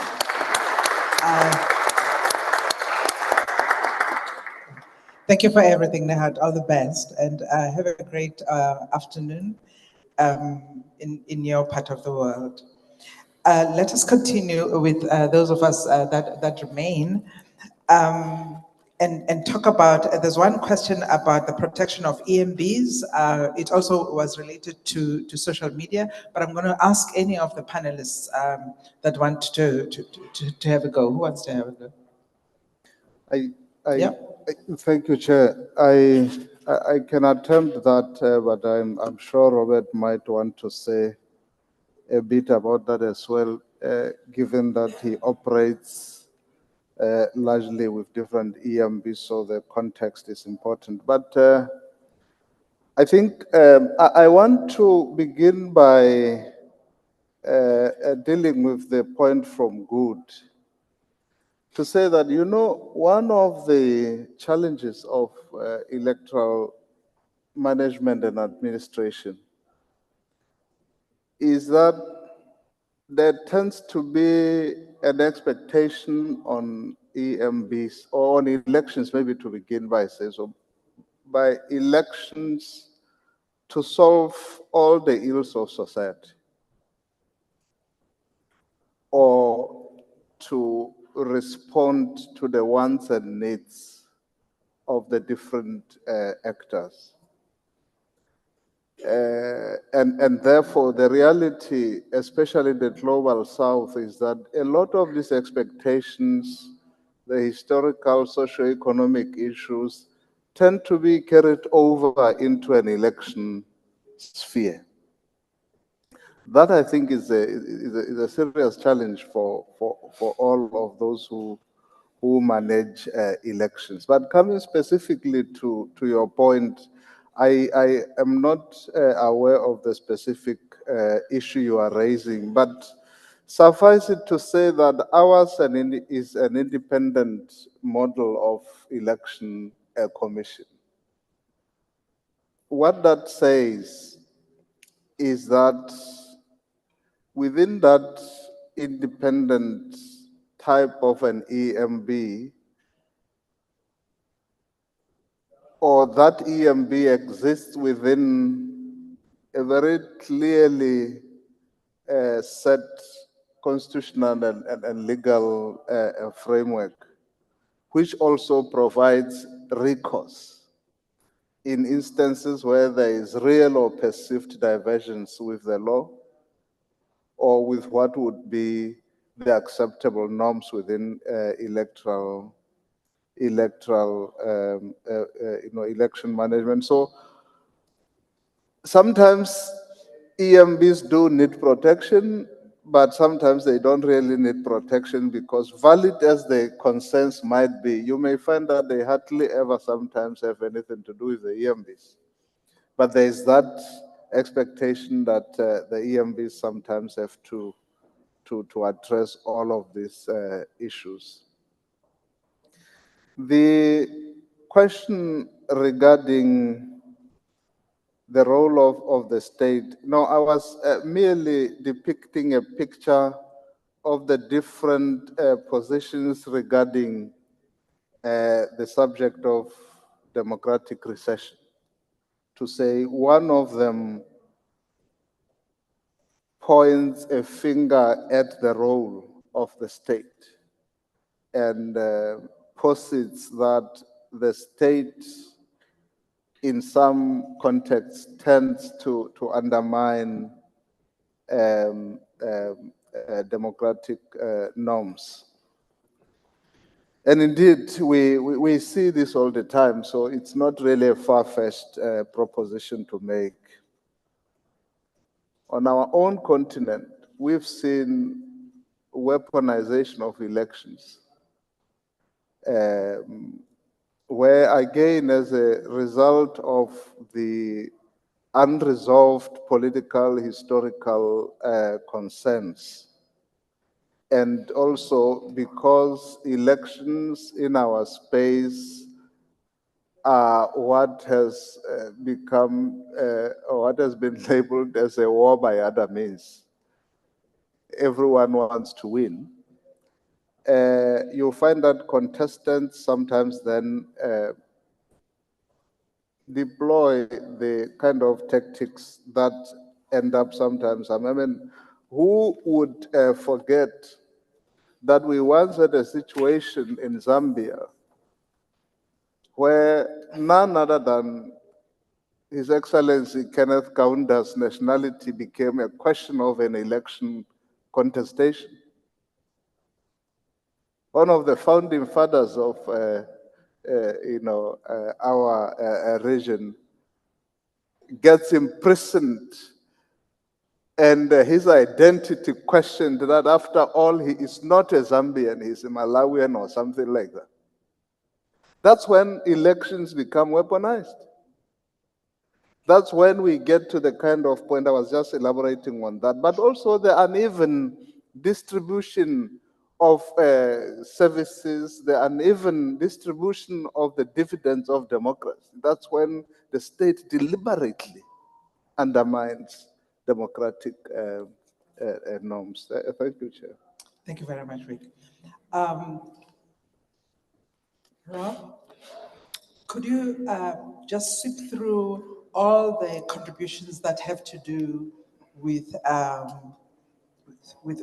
policy, with that realm of this discussion, and try, if you can, and be a magician and cut through all of them in literally half a second.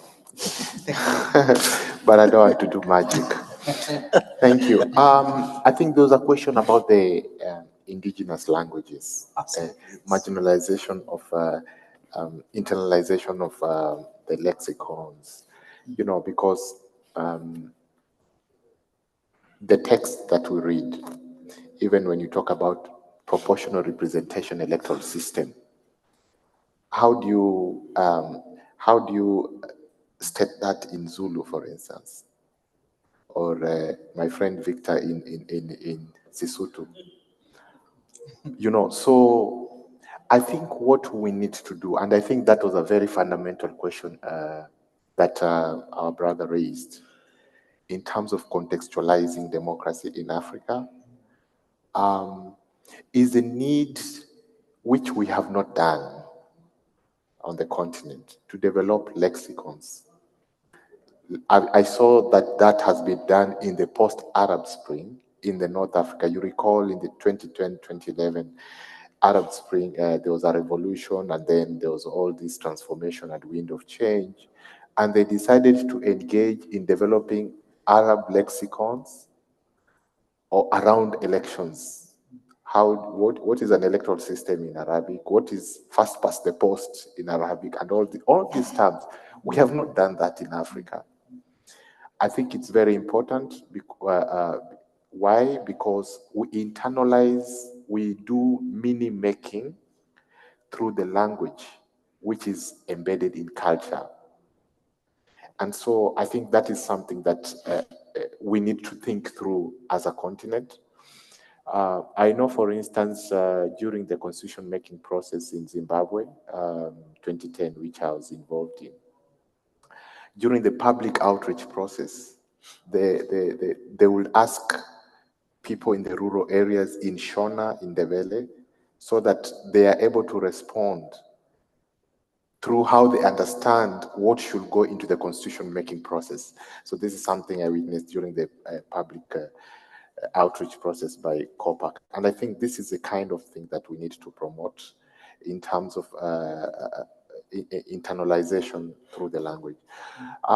There's an aspect which relates, I think, to state funding of EMBs. We understand that EMBs need to have funding that is predictable.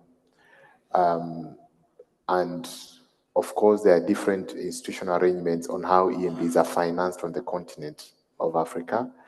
But I think what is critical to understand, because we've seen undue pressure on EMBs when budgets are held for political reasons. We know that there's some elections in some countries which have been postponed because of lack of budget, for instance. And there's all that the politics around the budgeting issue. I think that there has to be a conversation on the policy agenda on how to ensure that EMBs are financed in a way that they're not subjected to undue political pressure on the question of funding. I think that's very critical. But the last one maybe tied to that is that, and this we even discussed during the Cotonou Forum, is that also EMBs need also to curtail the cost of elections, because it's going so high. In the post-COVID era, all our countries right now, they are operating on budget deficits. And when the state decides to allocate an EMB $100 million or $500 million, it's not because they have budget surplus and therefore they have a lot of money at their disposal. So I think EMBs need to see themselves as part of the developmental election management, not just technicists, not just like election managers, but they need to see that as an impacting on the opportunity costs, on the state of the economy. Because when you take away, for instance, $500 million, it means if for a country which is operating on the budget deficits, it means that it has an impact on social policies implemented, for instance, on schools, on health. If they had to plan to build more hospitals, you have to cut down on that and so on. And I think there has to be a conversation on that, which is not really taking place, about the cost implications on development. Thank you. Thank you very much. Finally, on a very specific question that was directed towards to you, Toby, about a democratic backsliding. I don't know if you caught it and if you're still online. Is he still there? I don't think he's there. Is Toby still online? No. He's gone to lecture. Good on you, Toby. But thank you very much for your presentation. the person who asked the question, may I please invite you to engage the panel afterwards and just come and visit us up here. At that point in time, we'll be down there and we'll try and address your question in that manner. I want to make sure that we don't turn this into a symposium. We already had the symposium yesterday. What I'd like to do in summary is to address a number of questions that have come through online that have to do with civic education and all of those things in this way. The effect of backsliding is also the erosion of civility. And because there's an erosion of civility, people just cannot agree to disagree politely. Politeness has gone off the window, and the politics of respect have become very, very, very tricky. And therein comes this whole need for civic education, for educating. People now have to be taught that being respectful to each other in conversation is not a bad thing. It's actually a good thing. You can disagree and not call each other names. So that's the first thing. But it's a direct, I think, effect of this feature of democratic recession. And finally, when it comes to cost, it is that it's the impact of the trust deficit. If you are not trusted, if trust is not there, when you do a ballot paper, you have to build in 25 features to protect the ballot paper. In places where there isn't an issue of trust, a ballot paper, everyone has it, political parties can distribute it. You cannot do it where we live because we start from minus 200 or minus 1,000. So these things are interrelated. And I think the final word from us here, sitting here, is that practitioners of election practitioners are always busy. There's no downtime in elections. And so we very rarely have those moments where we pause to look at our practice and to say, what does this mean? And to remind ourselves that there's a bigger goal besides what it is that we do. And so I urge you to read this journal, to have it. Most of these articles are going to be available free of charge. There is a link that you can go to and download the journal. But at this point in time, I have to thank my lovely, lovely panel. I did give you the impression that I was going to take a second round of inputs. No, I will not. I apologize to you. We are moving to close the session. And on that, please join me in thanking these contributors to a magnificent journey.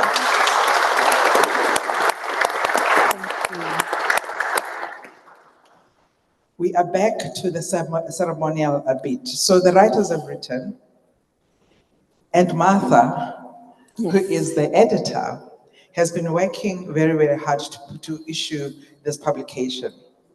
I wish to call to the stage the chairperson of the Electoral Commission, the current chair of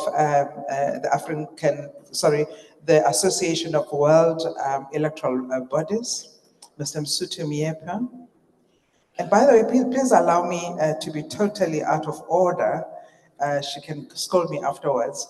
Dr. Brigalia Bam has walked into the house.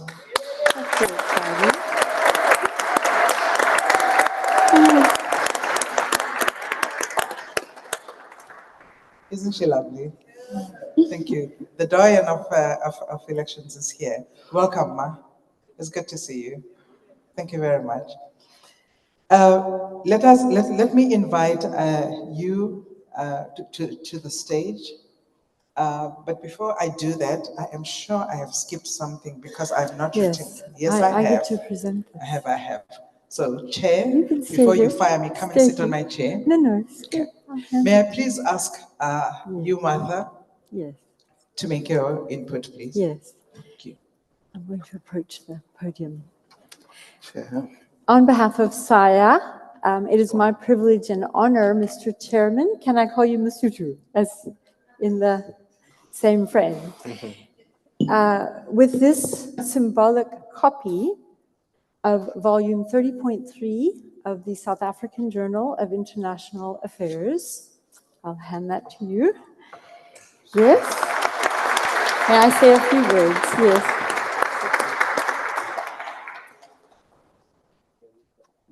I would like to just thank the IEC for initiating this special issue, for the support to, in fact, make it completely open access. I was hoping we might see the link on the screen at some point, but if you do not, please just Google volume 30.3 of the South African Journal of International Affairs, and you'll be able to read the entire set of papers, which we have printed up for the chairperson. And I would also like to thank the guest editors, and I will just name them again because it was a mammoth effort. Dr. Toby James, Professor Kabele Matlosa, and Dr. Victor Chalet. Thank you for your efforts. So I know that we are coming to a close, but I would just like to say this has been what you hold in your hands is a culmination of hours of writing, thinking, discussing, and dare I say, editing. And what you have there, I believe, is an important contribution to the efforts to safeguard elections and to turn back democratic recession. So may it be read widely, and I would like to say by leaders, policymakers, citizens, as well as autocrats and dictators.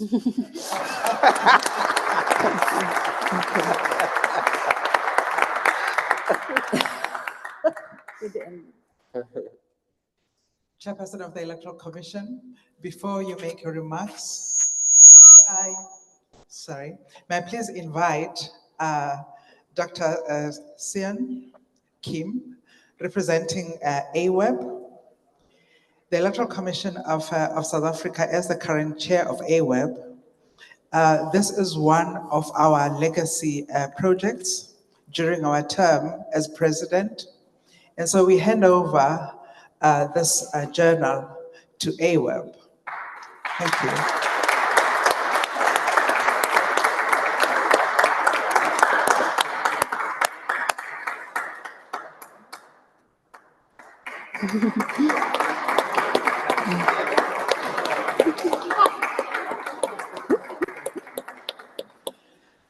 Your clap is not commensurate with the work that has gone into it. Come along. I will. Thank you. Thank you very much. And on that note, may I please invite the chairperson of the Electoral Commission to please make his closing remarks. My colleague and sister, Dr. Nomsa Masuku, I want to thank you for always facilitating the work that we do. As I received this publication, as I received it a moment ago, lots of thoughts raised in my mind. The provocation by the Chief Electoral Officer to Dr. Bridgman to say, when we started with this, she said, impossible. But here it is, done. That's us. When we work, we do work, and I'm grateful. But as I handed over this publication to the office we currently chair, from the southernmost tip of Africa to the rest of the world, I was saying to the Assistant Secretary General, Dr. Kim, Sion Kim, as we call him, I was saying, take this to our office and to the rest of the world. And we will certainly follow that up.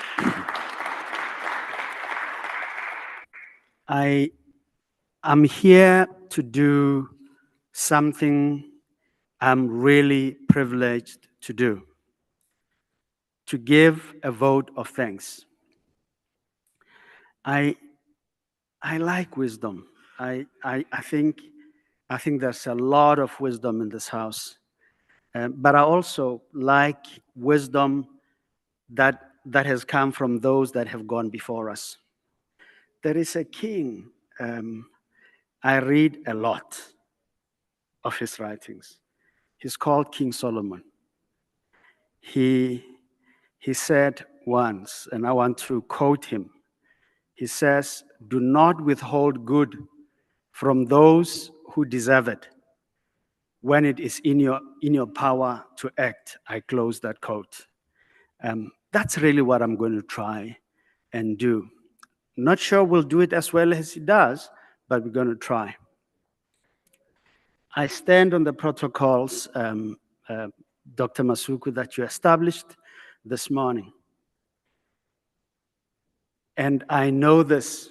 Someone once said, "Thank you is such a prayer that cannot be seen or touched. It must be felt." I don't know if you hear that. Thank you is not a prayer that can be seen or touched. It must be felt. I hope you will feel the thanks I'm about to give. I feel honored and privileged for this opportunity on behalf of the Electoral Commission of South Africa and the AWEB for you joining us this morning and celebrating with us the successful publication of the South African Journal of International Affairs. This special issue that we have this morning, volume 30, number 3, that is now available to all of you. This publication is part of the AWEB Legacy Project, aimed at contributing knowledge and policy development in election management. It must never be something that sits to collect dust or give someone responsibility to always clean it and dust it. It must live in our minds. It must be reflected in the work we do. It must express the views of good governance, of progress in the spaces where we work. It must embrace the hard work that was taken to put it together, and it must be improved on. It must be a foundation that is laid once and many others that come after us will build upon. We want to thank the South African Institute of International Affairs and Taylor and Francis for accepting to publish this modest contribution to the discourse on elections and electoral democracy.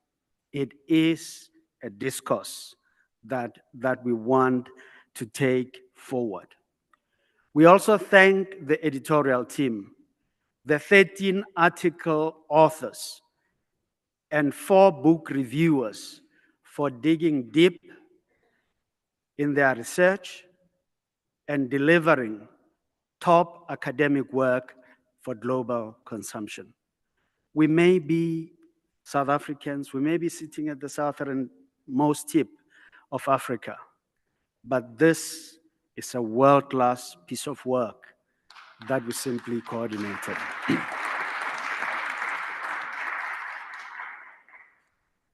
We would like to appeal to all EMBs, to all think tanks, to all universities, to all civil society organizations, the media, and everyone who joined us online this morning to use this publication to ensure that it is worth all the investment and contributions in putting it together. It has been a long year of hard work. Ask Dr. Bridgman and the Chief Electoral Officer of South Africa.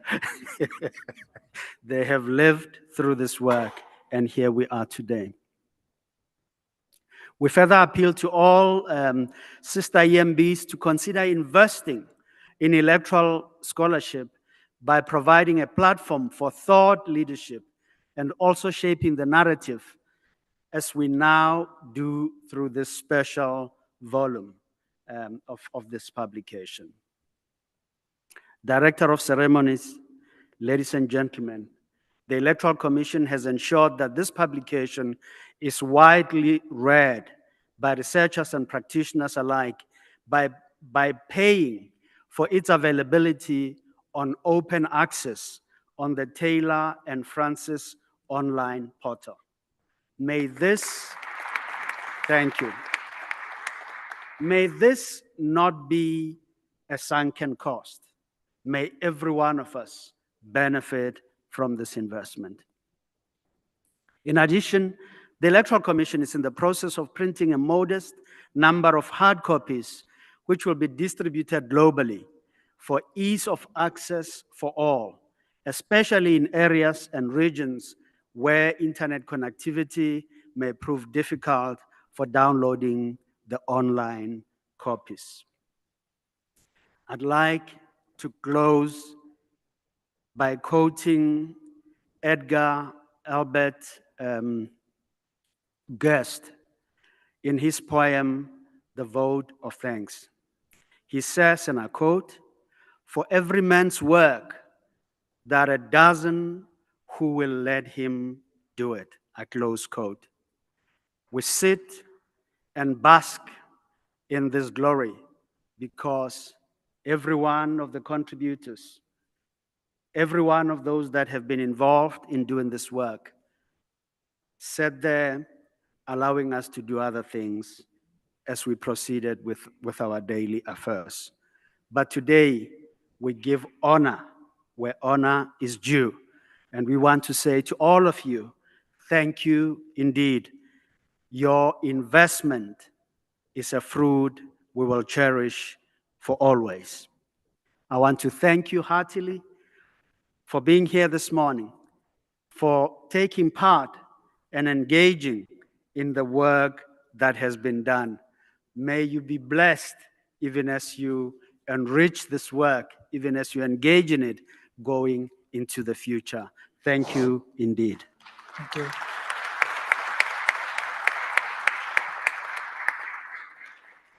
Thank you very much. That marks the end of the launch. The journal is out. I'm sure you're relieved, Dr. Bridgman. Thank you very much. Thank you for your patience. We did run late, and I am never proud of that when the voting station does not open on time. It is a bad reflection on us as managers. May I ask the panelists, please? May I ask the chair of AWEB, may I ask the Chief Electoral Officer of South Africa to stand over there. And for the rest of you, please feel free. The official photographer is here. His name is Lwazi, by the way. Let me give him a name. He's out here. And you can all take pictures over there. And I'm walking there to show you where you should stand. And for the rest of you, join the photographs. Oh, goodbye. The exhibition. Okay. I always forget something. The exhibition is on. I'm not sure where it is. CEO? Hall number 10. Thank you very much. Okay. I can't get everything right. Not a good excuse once again. Yeah. Please do go. People have carried things and set up an exhibition. It is, please honor their work by going to the exhibition.